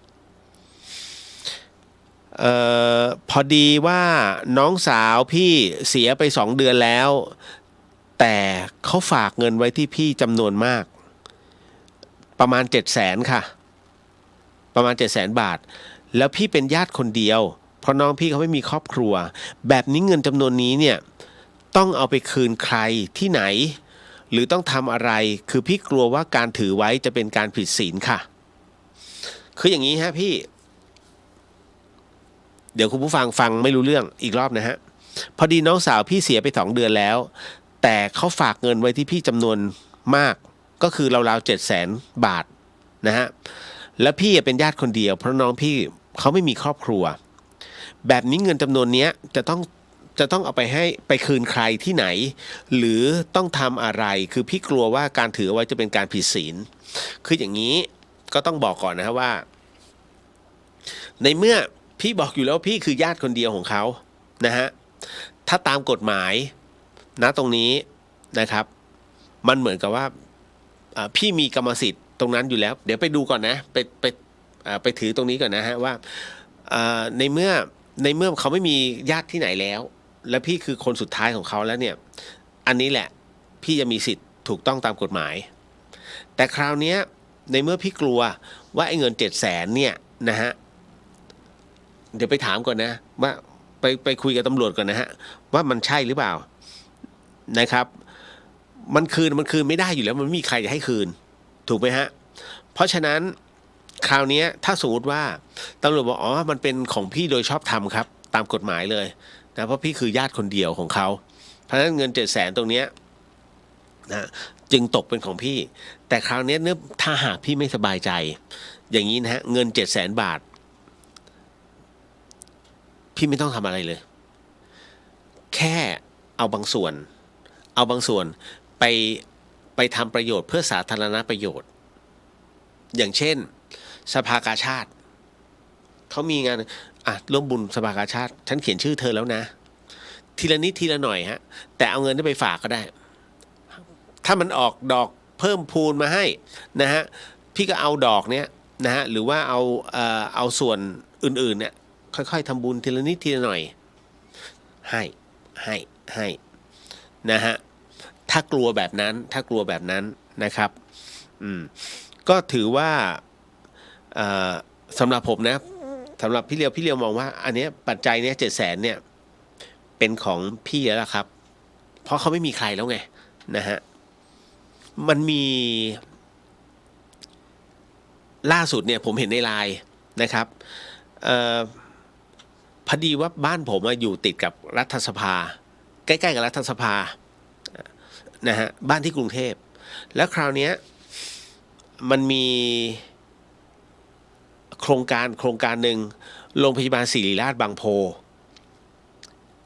เป็นอีกหนึ่งเป็นส่วนขยายเป็นภาคขยายของโรงพยาบาลศิริราชนะที่เขาส่งมาให้เมื่อวานเลยแล้วเขาบอกว่าไอ้ที่ดินตรงเนี้ยมันกลายเป็นที่ดินที่เจ้าของเดิมเนี่ยเหมือนกับมอบให้กับทางโรงพยาบาลแต่ก่อนหน้านั้นเนี่ยมันเป็นเหมือนเป็นโรงไม้แล้วโรงไม้เนี่ยเขาก็มีผู้ดูแลอยู่พอเจ้าของโรงไม้ตายสิทธิ์มันไปดูที่ผู้ดูแลได้ไงไม่ผมก็ไม่รู้แล้วผู้ดูแลก็ไปเปิดร้านหมูกระทะกินผลประโยชน์จากร้านหมูกระทะแล้วจากนั้นเสร็จปุ๊บหมูกระทะก็ค่อยๆดรอปลงแล้วผู้ดูแลตายพอผู้ดูแลตายเนี่ยมันไม่มีเจ้าของแล้วสิทธิ์นี้ที่ดินนี้จึงกลับไปเป็นของโรงพยาบาลศิริราชตอนนี้เขามีโครงการเกิดขึ้นผมก็เลยเฮ้ยสิทธิ์นี้มันเกิดกับผู้ดูแลได้ด้วยเหรองงมากแต่ครั้งเนี้ยเห็นไหมพอเจ้าของตายปุ๊บสิทธิ์ไปตกกับผู้ดูแลมันก็เหมือนของพี่เคสเนี้ยน้องสาวฝากปัจจัยไว้ถูกไหมแต่น้องสาวตายแล้วพี่คือผู้ดูแลสิทธิ์ตรงนี้มันต้องตกกับพี่อันนี้แค่นั้นอันนี้ผมคิดเองนะฮะในอนาคตเขาบอกจะเปิดโรงพยาบาลศิริราชบางโพจะเปิดปี76ถ้าผมอยู่ทันก็ได้ใช้ อยู่เดินจากบ้านไปป้ายรถเดียวสบาย ต่อมาโอ้โหผมไม่ได้เป็นอันนี้นะพี่อ้อยพี่ชอตนะฮะพี่ครับการหลงรักหรือเมารักหัวปากหัวปลำ ทำไมมันจึงเจ็บมากๆขนาดนี้ครับธรรมะแก้อะไรธรรมะแก้อาการผมได้ไหมครับช่วยผมด้วยครับพี่เลียวโอ้โหแหมไม่ใช่พี่อ้อยพี่ชอตซะด้วยนะอีกรอบนะฮะชอบพี่ครับการหลงรักหรือเมารักหัวปากหัวปลำทำไมมันจึงเจ็บมากๆขนาดนี้ครับธรรมะแก้อาการผมได้ไหมครับช่วยผมด้วยครับพี่เลียวธรรมะช่วยได้แต่อย่างอื่นน้องช่วยเหลือตัวเองก่อนอยากให้รู้ไว้ว่าอันที่หนึ่งน้องรักตัวเองมากๆอันที่สองนะฮะสิ่งที่มันเป็นอยู่เพราะว่าน้องให้คุณค่าเขาเรียกการตั้งหวังในความรักกับอดีตแฟนใช่ไหมคนเนี้ยมากจนเกินไปมากจนที่คือน้องมีมโนภาพเอาไว้สวยหรูแต่พี่เลียวอยากจะบอกว่านะฮะทั้งหมดทั้งมวลเนี่ยมันเป็นมายามันเป็นภาพลวงตาที่เราวาดไว้ก่อนบัดนี้คือความจริงของน้องฮะมันไม่ใช่มายามันจึงเจ็บที่มันเจ็บเพราะภาพที่น้องหวังเอาไว้เนี่ยมันไม่เป็นดังที่หวังแล้วมันพังทลายบึ้มเลยฮะพอมันวูบขึ้นมาเสร็จปุ๊บจิตน้องก็ดิ่งพอดิ่งทุกอย่างเฟลหมดเลยต้องเปิดน้ำฝักบัวเอามาเสร็จปุ๊บเปิดเพลงเศร้าๆกูร้องไห้มีน้ำเมาทั้งหลายมาเป็นเพื่อนทั้งหมดทั้งมวลเนี่ยน้องหาอะไรได้น้องจะหามาเพื่อทำร้ายตัวเองถามว่าเขาเห็นไหมฮะภาพต่างๆในมิวสิกวิดีโอมันจะพ้องเดี๋ยวเธอจะรู้สึกเดี๋ยวเธอก็คงเห็นใจเดี๋ยวเธอจะมาอันนั้นเพ้อเจ้อฮะไม่มีใครรู้กับน้องฮะวันนี้ถ้าตายก็ตายคนเดียวอื่นก็อื่นคนเดียวนะฮะลำบากชาวบ้านด้วยลำบากมูลนิธิต้องมาลากออกนอกห้องที่พูดมาเนี่ยไม่ได้ประชดแต่พี่เดียวจะบอกว่าแท้ที่จริงแล้วเนี่ยใจของน้องเนี่ยตอนเนี้ยแม้มันช้ำอยู่อย่าให้ช้ำไปมากกว่านี้ฮะถ้าเป็นผมนะฮะผมจะแนะน ถ้าน้องจะร้องไห้ให้น้องร้องไห้คืนนี้ร้องไปเลยยันเช้านะอยากจะเมาไปเลยคนเดียวนะฮะยันเช้าเมาไปอย่าหลับนะ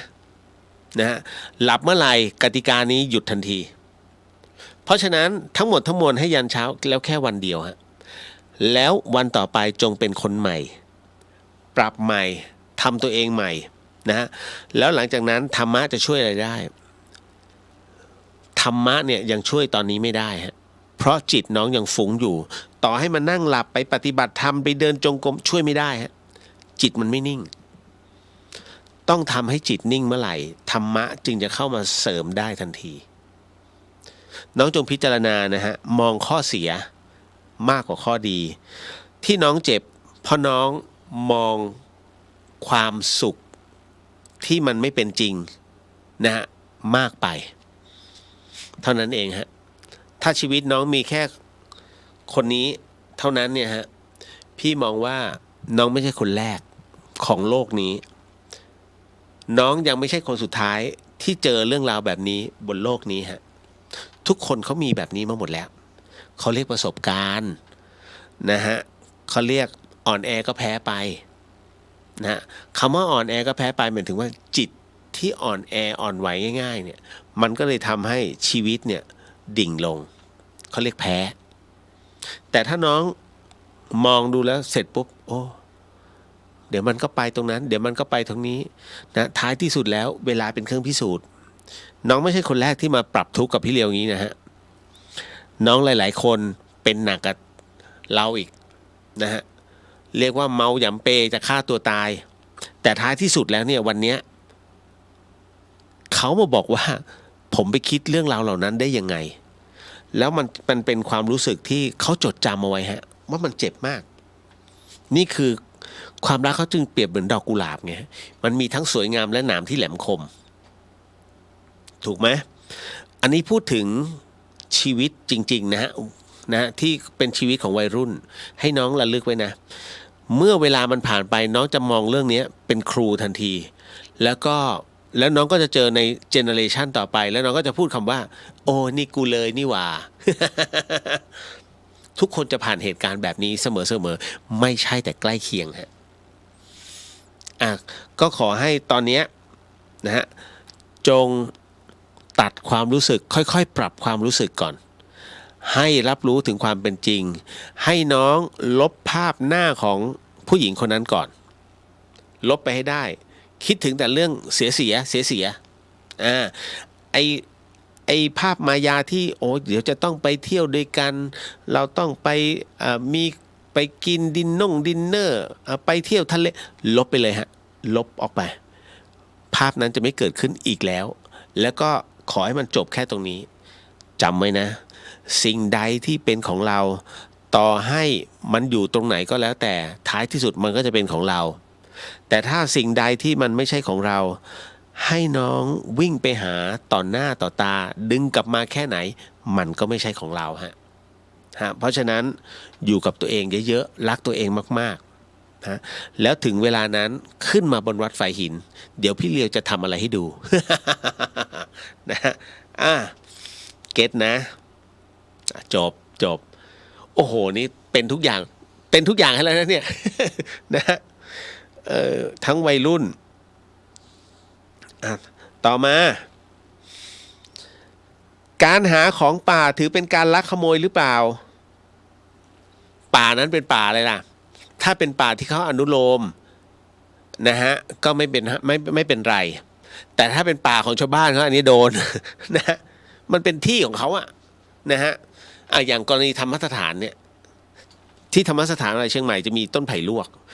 ทุกฤดูฝนจะมีชาวบ้านนะฮะมาเขาเรียกมาขุดเอาหน่อไปแล้วมันมีเห็ดโคนเขาก็มาเอาเห็ดโคนไปถ้าถามว่าตรงนี้เอาได้ไหมมันอยู่ในเขตธรรมสถานแม้ธรรมสถานจะเป็นสถานที่สาธารณะแต่มีเจ้าของ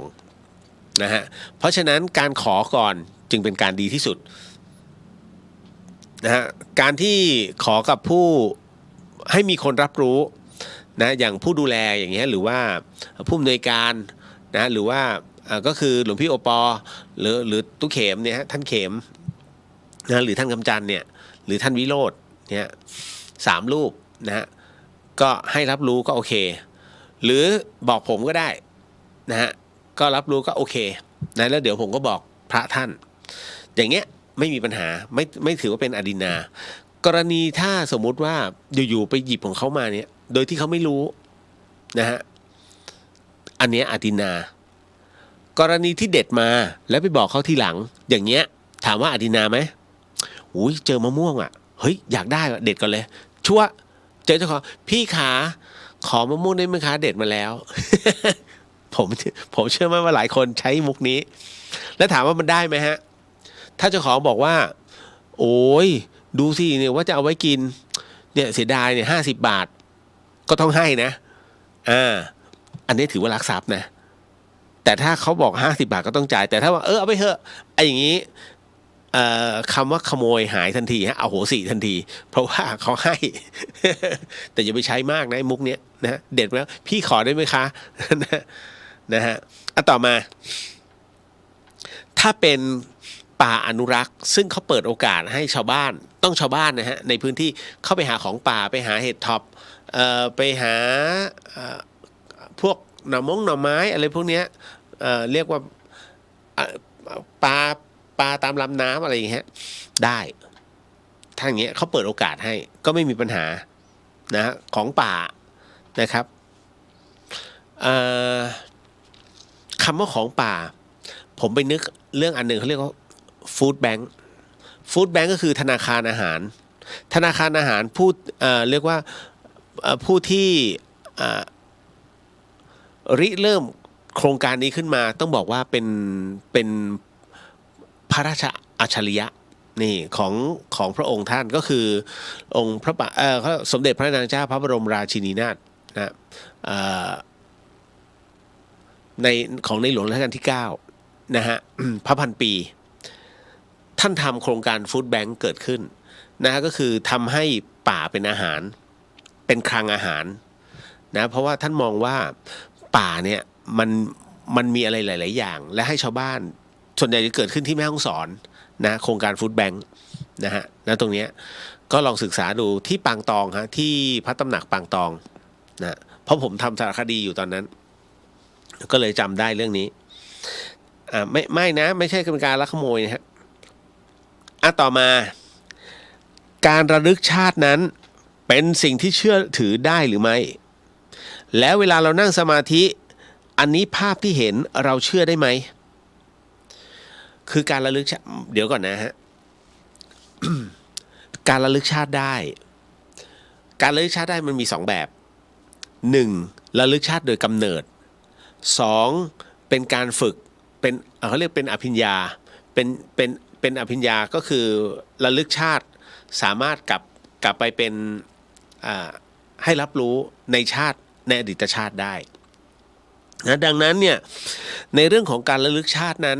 เกิดขึ้นได้ด้วย2 แบบถามว่าจะเชื่อไหมมันขึ้นอยู่กับมุมมองของแต่ละท่านนะฮะเพราะว่าอย่างที่บอกให้ว่าพลังที่มันอยู่เหนือธรรมชาติและเกิดขึ้นกับเราเนี่ยจริงๆคนทุกคนมีพลังแต่คนทุกคนไม่รู้จักใช้ที่ไม่รู้จักใช้เพราะว่ามันมี2 อย่าง1ไม่แน่ใจ1ไม่แน่ใจว่าสิ่งที่มันอยู่ข้างในเราจะดึงมาใช้เองได้ไหม2กลัวว่าคนที่เราไปเรียนรู้ได้เนี่ยเป็นพวก18 มงกุฎจะสังเกตได้เลยใช่วะจริงเหรอปลอมเปล่า แค่นั้นแหละเพราะฉะนั้นเนี่ยถึงได้บอกว่าบางครั้งก็ต้องลองดูต้องลองก่อนถึงจะรู้ว่าจริงไม่จริงอย่างถ้าเราฝึกมโนมยิทธิอย่างเงี้ยฮะมโนมยิทธิเนี่ยเราสามารถรับรู้อธิษฐานรับรู้ทั้งอดีตชาติปัจจุบันชาติลงไปถึงอนาคตการซึ่งเป็นอนาคตที่สามารถมองเห็นเฉพาะเรื่องของเราที่มันจะต้องเกิดนะฮะแล้วขอให้ภาพนั้นเห็นเด่นชัดมันจะมีในคำอธิษฐานเพราะฉะนั้นนะตรงนี้เรารับรู้หรือสังหรณ์เกิดขึ้นจงอย่าเพิ่งเชื่อ 100% แต่ให้รับรู้ว่าเฮ้ยมันจะเกิดตรงนี้ภาพที่เห็นหรือลางสังหรณ์ที่เกิดนั้นขอให้ทดไว้ในใจก่อน แต่พยายามหลีกเลี่ยงไว้ก่อนอย่างน้อยมันอาจจะไม่เกิด หรือถ้าเกิดแล้วก่อนจะเกิดมันจะมีแบบไหนมันจะรับรู้นะฮะส่วนในเรื่องของการระลึกชาติโดยการฝึกมโนมยิทธิเนี่ยฮะอันนี้มันก็ตอบไม่ได้นะแต่ภาพที่เราเห็นเนี่ยมันเห็นจริงๆมันเห็นเฉพาะบุคคลไหมเวลามันเห็นเป็นกลุ่มเป็นก้อนถ้าฝึกพร้อมๆกันนะมันจะเห็นพร้อมๆกันเดี๋ยววันที่12เนี่ยฮะลืมบอกไปตอนที่ก่อนอโหสิกรรมเนี่ยตอนที่นั่งกรรมฐานจะขออนุญาตนะครับก็จะขอพระเดชพระคุณพระราชพรหมยานแล้วก็ขอพระเดชพระคุณหลวงพ่อปานนะขออนุญาตในเรื่องของการสอนมโนมยิทธิก็อาจจะให้แยกลองแยกกายแยกจิตดูนะฮะลองดูก่อนแล้วกันฮะใครที่ยังไม่เคยก็ลองดูแล้วกันจริงๆอยากให้เตรียมดอกไม้3สีเอาไว้นะครับเพื่อไม่ให้ผิดครูนะฮะ ก็ขออนุญาตแล้วกันแล้วอย่างน้อยเตรียมปัจจัยไว้หน่อยนะคนที่ขึ้นมาฝึกก็ให้เตรียมปัจจัยไว้แล้วแต่ส่วนคนที่อยู่ทางบ้านถ้าจะนั่งสมาธิในแบบมโนมยิทธิให้เตรียมดอกไม้แล้วก็เตรียมปัจจัยไว้ด้วยปัจจัยเนี้ยถามว่าต้องเอามาให้พี่เลี้ยวไม่ใช่ปัจจัยนี้เป็นค่าครูนะเพราะฉะนั้นพอเราฝึกอะไรเสร็จปุ๊บไอ้ปัจจัยเนี้ยน้องไปตรงเซเว่นก็ได้หรือว่าน้องไปตรงจุดไหนก็ได้ที่เขามีรับบริจาคเอาไปหยอดเป็นเขาเรียกเป็นค่าครูแล้วอีกอย่างหนึ่งก็เราก็ทำความดีไปด้วยนะเพราะฉะนั้นเนี่ยวันที่12มาฆบูชานั่นแหละเดี๋ยวจะมีนะฝึกมโนมยิทธิ นะฮะก็คือจะพยายามจะให้ถอดจิตให้ได้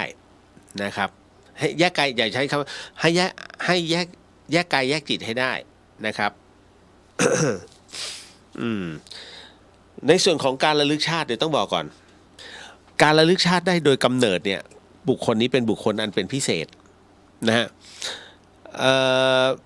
เล่านิทานให้ฟังแล้วกันนะฮะว่ามีเด็กคนหนึ่งซึ่ง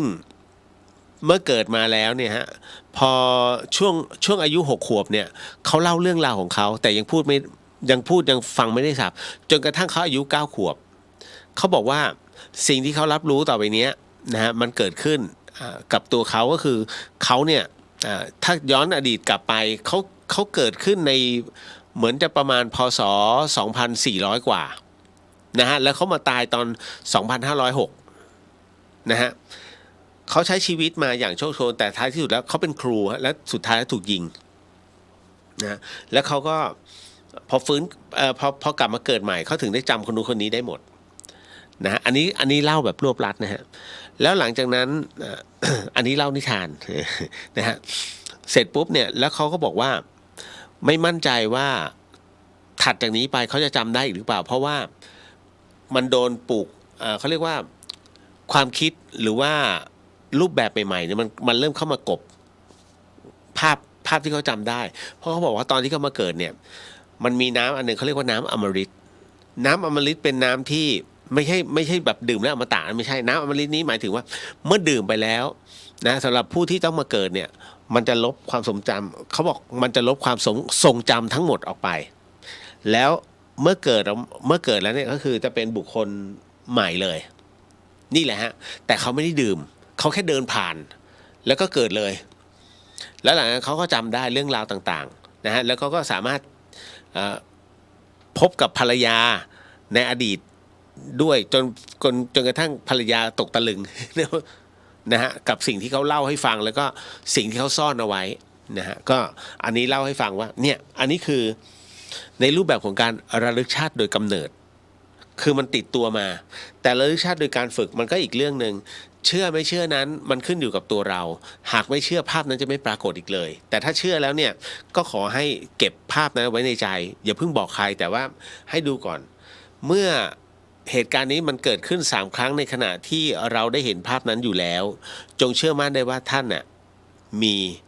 บุพเพนิวาสานุสติญาณนะฮะก็คือสามารถรับรู้เรื่องราวในอดีตได้แล้วก็รับรู้ในถึงจุตูปปาตญาณคือปัจจุบันได้นะฮะกับเรื่องราวที่มันจะเกิดขึ้นแล้วค่อยบอกคนใกล้ชิดแต่ไม่ต้องบอกข้าคือผู้พิเศษไม่ต้องขนาดนั้นถ้าท่านประกาศปุ๊บเสื่อมทันทีนะครับมันมีเหตุของมันอยู่เนาะ ต่อมาเดี๋ยวนะครับตึ๊ด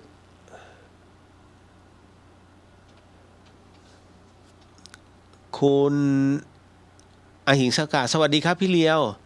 ผมอ่านครับพี่เลียวสบายดีนะครับ สบายดีนะ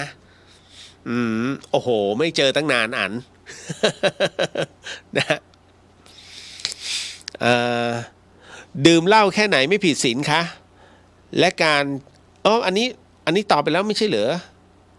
นะฮะดื่มเหล้าแค่ไหนไม่ผิดศีล1 องคุลีฮะนะข้อนิ้วซึ่งเป็นส่วนผสมอันนี้ตอบไปแล้วบุญแบบไหนที่เราทำแล้วจะได้เยอะครับโอ้โหบุญแบบไหนคือบุญเนี่ยไม่ต้องอะไรมากมายฮะมันขึ้นอยู่ตัวจิตมากกว่าการจะทำบุญหรือว่าอะไรก็ตามเนี่ยไม่ต้องไปหวังผลมากนะฮะก็คือตัวจิตเราแค่น้อมนำแค่รับรู้นะฮะอันเนี้ยมันก็สามารถทำให้ เราเนี่ยได้รับอานิสงส์ทั้งหมดทั้งมวลแล้วอย่าไปทำบุญแข่งกันก็พอเฮ้ยวัดนั้นมันขนาดนี้ไม่ได้เราต้องให้มากกว่าคนนี้ นะเขาเรียกแข่งกันเป็นเจ้าภาพมีนะฮะยิ่งแถวภาคกลางอ่ะไม่ว่าอ่างทองสิงห์บุรีสุพรรณเนี่ยโอ้โหตัวดีเลยนะประเภทที่ทำบุญแข่งกัน มีฮะมันก็จะเป็นถ้าทำบุญแข่งกันเนี่ยมันเป็นเรื่องที่ดีกับงานพระศาสนานะแต่ว่าผมว่ามันจะไม่เกิดประโยชน์คือทำอะไรแข่งอ่ะมันมีเป้าหมายในการแข่งขันนะมันไม่ใช่บุญมันคือการแข่งขันนะแต่ประโยชน์มันเกิดนะฮะ เพราะฉะนั้นทำได้ทุกแบบบุญกิริยาวัตถุนะครับ10 ประการเนี่ยนะครับไม่ว่าเป็นเชิญชวนการใช้คำพูดที่อ่อนหวานหรือว่าชวนให้เขามาฟังธรรมหรือว่าเราให้ธรรมะนะฮะ คือทั้งหมดทั้งมวลเนี่ยมันได้บุญทั้งหมดนะอะไรก็ตามที่เราให้ความช่วยเหลือความเมตตากรุณาก็เป็นบุญฮะเห็นไหมเพราะฉะนั้นบุญเนี่ยมันทำได้ตลอด ขออภัยครับ นะฮะก็ตามเหตุปัจจัยเนาะการเกิดของเด็กเราสามารถอธิษฐานได้ไหมคะว่าขอให้ใครมาเกิดจะบ้าเหรอ การเกิดของเด็กเนี่ยเราสามารถอธิษฐานได้ไหมจริงๆอ่ะผมเชื่อมั่นว่าคุณพ่อคุณแม่หลายคนก็เวลาไปขอลูกนะฮะก็ขอให้ลูกของเราแข็งแรงสมบูรณ์มีความเฉลียวฉลาดถูกไหมเวลาไปขอพรพระถูกไหมฮะนะหลายๆคนก็คาดหวังนะฮะถามว่าทำได้ไหมเอาจริงมันคือกำลังใจทำได้นะฮะทำได้นะอย่างกรณีของเมื่อก่อนนี้มีน้องคนหนึ่งชื่อหนูดีจำได้ไหมฮะหนูดีนี่เป็นผู้ที่คิดค้นหลักสูตรเลยในเรื่องของทำให้ลูกนั้นมี IQ 180นั่นก็หมายถึงว่าถ้าอยากให้ลูกเก่งแม่ต้องเก่งด้วยนั่นหมายถึงว่าในขณะที่คุณท้องอยู่ยามว่างให้ฟังเพลงคลาสสิกแล้วคุณก็อ่านแล้วก็ดูหนังแบบเป็นซับไตเติลดูหนังต้องเป็นทุกอย่างเป็นภาษาอังกฤษหมดแล้วก็ต้องท่อง ABC แม้กระทั่งสูตรคูณก็ต้องท่องทั้งหมดทั้งมวลเนี่ยเวลาคุณทำเนี่ยนะแล้วกินอาหารที่มีประโยชน์มันเข้าไปตามจิตวิญญาณเลยฮะแล้วความรู้ตรงนี้แล้วก็ภาวะอารมณ์นี้มันเข้าไปอย่างตัวเด็กเลยนะแล้วมีการทดลองเกิดขึ้นเนี่ยสิ่งที่เป็นทฤษฎีของคุณหนูดีเนี่ยถูกต้องนะฮะถูกต้องเด็กแต่ละคนที่ออกมา IQ สูงทั้งนั้นเลยมันก็เป็นเรื่องที่น่าสนใจมากนะตรงนี้ เดี๋ยวนะย้อนกลับไปก่อนนะเมื่อกี้เรื่องของบุพเพนะการย้อนอดีตชาติจำเรื่องหนึ่งได้ไหมฮะที่ที่มีที่หลวงปู่สิมเนี่ยท่านได้บอกว่าท่านไปที่อินเดียแล้วก็บอกว่าบัดนี้พระเจ้าอโศกเนี่ยได้เกิดใหม่ได้มาเกิดอีกครั้งหนึ่งแล้วมาเกิดในประเทศไทยคือบางทีบางเรื่องบางทีมันเหลือเชื่อนะฮะ คือโดยปกติการเกิดใหม่ นะโดยปกตินะฮะการเกิดใหม่มันจะเกิดแบบเกี่ยวเนื่องเกี่ยวข้องอยู่ในละแวกใกล้ๆกันแต่ทำไมพระเจ้าอโศกต้องมาเกิดในประเทศไทยและพระเจ้าอโศกนั้นเมื่อเกิดมาแล้วเนี่ยในสมัยปัจจุบันแล้วเนี่ยฮะท่านก็บอกว่า บัดนี้ท่านมาเป็นบุคคลอีกหนึ่งบุคคลสำคัญของประเทศไทยนะฮะแล้วก็ได้ดำรงทัดขันอยู่นะครับจนกระทั่งถึงวาระของท่านนั่นหมายถึงว่าหลวงพ่อลีนะธรรมทโรแห่งวัดอโศการามนั่นเอง ซึ่งณตรงเนี้ยนะครับก็มันเป็นอะไรอีกอันหนึ่งซึ่งท่านรับรู้ในเรื่องของญาณแล้วก็ในเรื่องของซึ่งหลวงพ่อลีเองท่านก็บอกเหมือนกันนะฮะว่ากรณีตัวท่านเนี่ยท่านก็หมายถึงเหมือนกับก็เป็นพระเจ้าอโศกนะครับที่มาเกิดอีกครั้งหนึ่งอันนี้เล่าสู่กันฟังนะครับยืนยันไม่ยืนยันมีในบันทึกของพ่อแม่ครูบาอาจารย์เพราะครั้งหนึ่งหลวงพ่อลีท่านก็ขึ้นมาปฏิบัติธรรมที่ดอยขมอเนาะแล้วพอหลวงปู่มั่นมาจริงๆแล้วหลวงปู่มั่นเนี่ยขึ้นมาภาคเหนือนะฮะมาอยู่ที่วัดเจดีย์หลวงก่อนตอนนั้นหลวงปู่มั่นเนี่ยได้รับแต่งตั้งให้เป็นเจ้าอาวาสวัดเจดีย์หลวงแล้วหลวงพ่อลีแล้วท่านก็เขียนหนังสือให้หลวงพ่อลีเนี่ยตามขึ้นมานะฮะหลวงพ่อลีท่านก็ตามขึ้นมาแล้วมาอยู่ตรงดอยขมอก่อนนะจากดอยขมอเสร็จปุ๊บท่านจึงจาริกมาที่วัดเจดีย์หลวงก็มาอยู่ที่วัดเจดีย์หลวงเนี่ยนะแล้วจากนั้นก็ตามแล้วจากนั้นท่านก็เหมือนกับตามหลวงปู่มั่นไปอีกตอนที่หลวงพ่อลีมาถึงวัดเจดีย์หลวงหลวงปู่มั่นไปแล้วหลวงปู่มั่นคืนตรงนี้ให้กับหลวงตาจันนะฮะแล้วก็ท่านจาริกไปต่อที่อะไรล่ะที่พร้าวนะฮะที่วัดถ้ำดอกคำนั่นแหละแล้วท่านพ่อลีเนี่ยก็ไปแต่คราวนี้ท่านไม่รู้ทางท่านก็ไปหยุดที่ชัยปราการท่านไปอยู่ที่ชัยปราการท่านไปอยู่ตรงวัดตับเต่าวัดถ้ำตับเต่าวัดถ้ำตับเต่าเนี่ยเมื่อก่อนนี้หลวงพ่อลีท่านไปอยู่ตรงนั้นแล้ววัดถ้ำตับเต่าณตอนนั้นที่หลวงพ่อลีบอกว่าท่านไปถึงตรงนั้นแล้วมีพระรูปหนึ่งกำลังเหมือนกับตัดเครือกล้วยอยู่เหมือนปลูกกล้วยเอาไว้แล้วก็ตัดเครือกล้วยเอาไว้มาฉันนะฮะท่านพ่อลีท่านก็เลยถามว่าทำอะไรอะไรเนี่ยแล้วสุดท้ายก็สนทนาธรรมจนถูกคอนะแล้วก็หลวงพ่อท่านลีก็เลยขอลาเดินทางกลับไปเพราะมารู้ว่าพระรูปนั้นนะบอกว่าอ๋อหลวงปู่มั่นไม่ได้อยู่ตรงนี้นู่นต้องข้ามเขาไปอีกท่านวัดถ้ำดอกคำไงหลวงพ่อลีก็เลยต้องเดินทางกลับไปที่วัดถ้ำดอกคำนะที่พร้าวอำเภอพร้าวเชียงใหม่นั่นนะฮะจึงเป็นที่มาที่ไปนะอันนี้เล่าสู่กันฟังเอาต่อมา ย้อนกลับมาตรงนี้ในเรื่องของการอธิษฐานในเรื่องของการอธิษฐานเนี่ยว่าจะขอให้ใครมาเกิดคงยากเพราะมันมีคิวฮะ แต่มันก็มีคิวลัดนะจำเรื่องราวที่ผมเคยเล่าให้ฟังได้ไหมฮะว่า ในงานในการเรื่องของกัลยาณมิตรก็ได้นะฮะที่ประมาณว่าเหมือนกับอะไรนะคุณป้าใช่ไหมคุณป้าเสียชีวิตลงแล้วณตรงเนี้ยลูกที่เกิดมาของไม่รู้ของกัลยาณมิตรหรือว่าของอีกคนหนึ่งไม่รู้น่าจะของกัลยาณมิตรเนี่ยของกลุ่มเรานี่แหละนะฮะแล้วอารมณ์ว่าเคยได้บอกเอาไว้ว่าเหมือนกับเขาขอมาเกิดแล้วท้ายที่สุดแล้วออกมาเนี่ยอากัปกิริยาหรือว่ารูปพรรณสันฐานตำหนิเหมือนเป๊ะนั่นนะฮะอารมณ์นี้ก็คืออันนี้ไม่ได้ขอมาเกิดอันนี้เขาขอมาเกิด นะอันนั้นตัวจิตวิญญาณเขาขอมาเกิดนี่แหละนะมันมีอะไรแบบนี้อยู่นะครับซึ่งมันเหนือธรรมชาติมากๆอันนี้ต้องบอกเลยอันบอกว่าผมก็เคยเจอเหตุการณ์ล่วงหน้าแบบว่าเคยเจอเหตุการณ์แบบนี้มาก่อนแต่บอกไม่ได้ว่าเมื่อไหร่ครับแบบนี้เราสามารถกำหนดมันได้ไหมครับว่าจะเห็นล่วงหน้าได้ตอนไหนที่อันเห็นน่ะมันเป็นไอ้นี่ฮะอะไรนะเดจาวูนะฮะมันเป็นเดจาวูคือเฮ้ยมันเหมือนเราเคยมาแล้วนี่หว่านะฮะกับอีกประเภทหนึ่งถ้า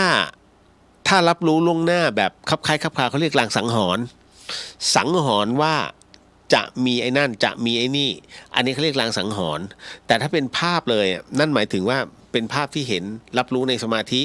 แล้วก็เห็นทันทีว่าเฮ้ยมันต้องมีอันนี้แน่ๆเลยอ๋อมันเป็นแบบนี้แน่ๆเลยนะฮะนี่แหละ ต่อมาถ้าเราหยุดนับถือสิ่งใด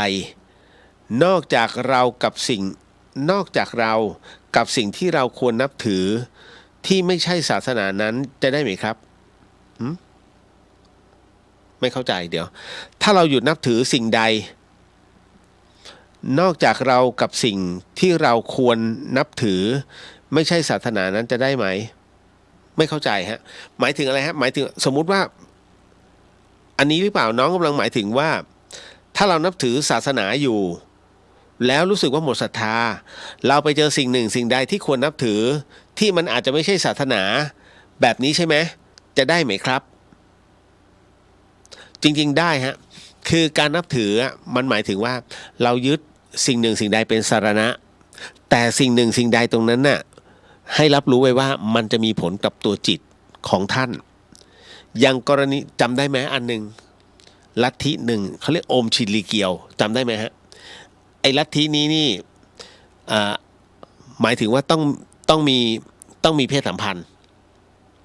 ซึ่งมันไม่ใช่แล้ว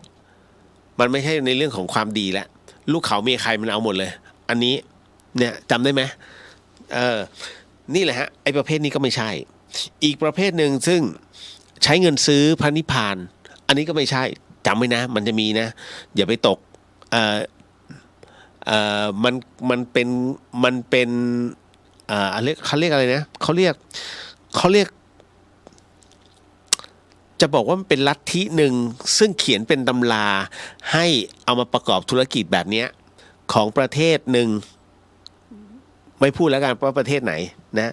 แล้วให้พูดถึงเลยว่าอยากได้พระนิพพานต้องซื้อไปตรงนี้ไปซื้อด้วยเงิน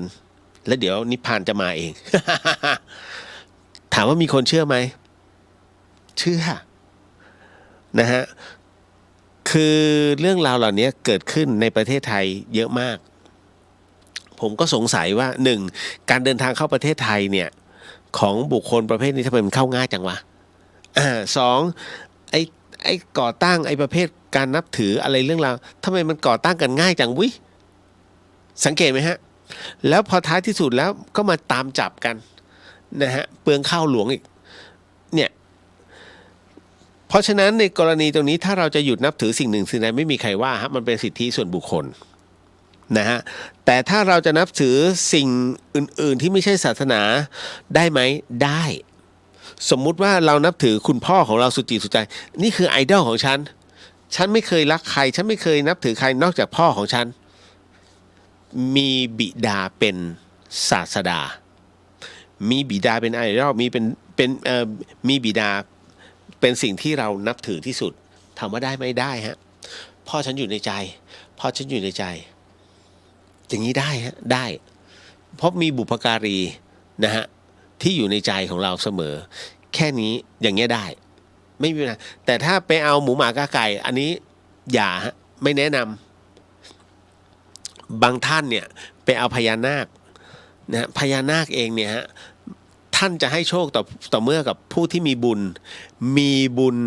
วงเล็บคุณกับเขานาคหรือพญานาคเนี่ยท่านอยู่อีกหนึ่งภพภูมิซึ่งเป็นภพภูมิของเดรัจฉานนาคคือเดรัจฉานนะครับเพียงแต่เขาขออธิษฐานอย่างเดียวว่าอยากจะเกิดเป็นมนุษย์เพื่อบรรลุถึงพระนิพพานดังนั้นนาคเขาเรียกทุนเดิมของชีวิตของเขามีทรัพย์สลิงคารอยู่แล้วเราอย่าไปขอเป็นเจ้าพญานาคนี่เดี๋ยวก่อนนั่นหมายถึงว่าท่านกำลังกดภูมิของท่านให้ต่ำลง1ระดับ1เลเวลนะฮะเพราะฉะนั้นเมื่อกี้ถึงนี้บอกว่าเขาให้กับคนที่มีบุญวงเล็บคุณกับเขาเพราะฉะนั้นถ้าสมมุติว่าท่านนับถือแบบชื่นชอบนะฮะชื่นชอบบูรณะปัดกวาดอะไรเนี่ยมันสกปรกทำเขาเรียกว่ามีบุญและคุณ เป็นที่เรียบร้อย แต่เรานับถือพุทธองค์จบฮะเรานับถือพระธรรมแต่นาคเรามีความเมตตาให้เราทำความสะอาดเราเหมือนกับว่าอ๋อเป็นอย่างนั้นนะชื่นชมในลักษณะของเหล่าพญานาคแค่นี้ก็พอโอ้กราบไหว้นี่นู่นนั่นเราไม่ใช่บริวารนาคฮะจำไว้นะฮะท่านกำลังลดเลเวลบุญตัวเองลงมา1เลเวลนะครับถามว่าควรไหมล่ะคิดเอา นะฮะคิดเอาเนาะก็ได้เวลาพอสมควรมันมีเรื่องฮาราคีเนี่ยเดี๋ยวค่อยว่ากันวันอื่นพรุ่งนี้หยุดเพราะว่าพรุ่งนี้งดนะฮะเพราะว่า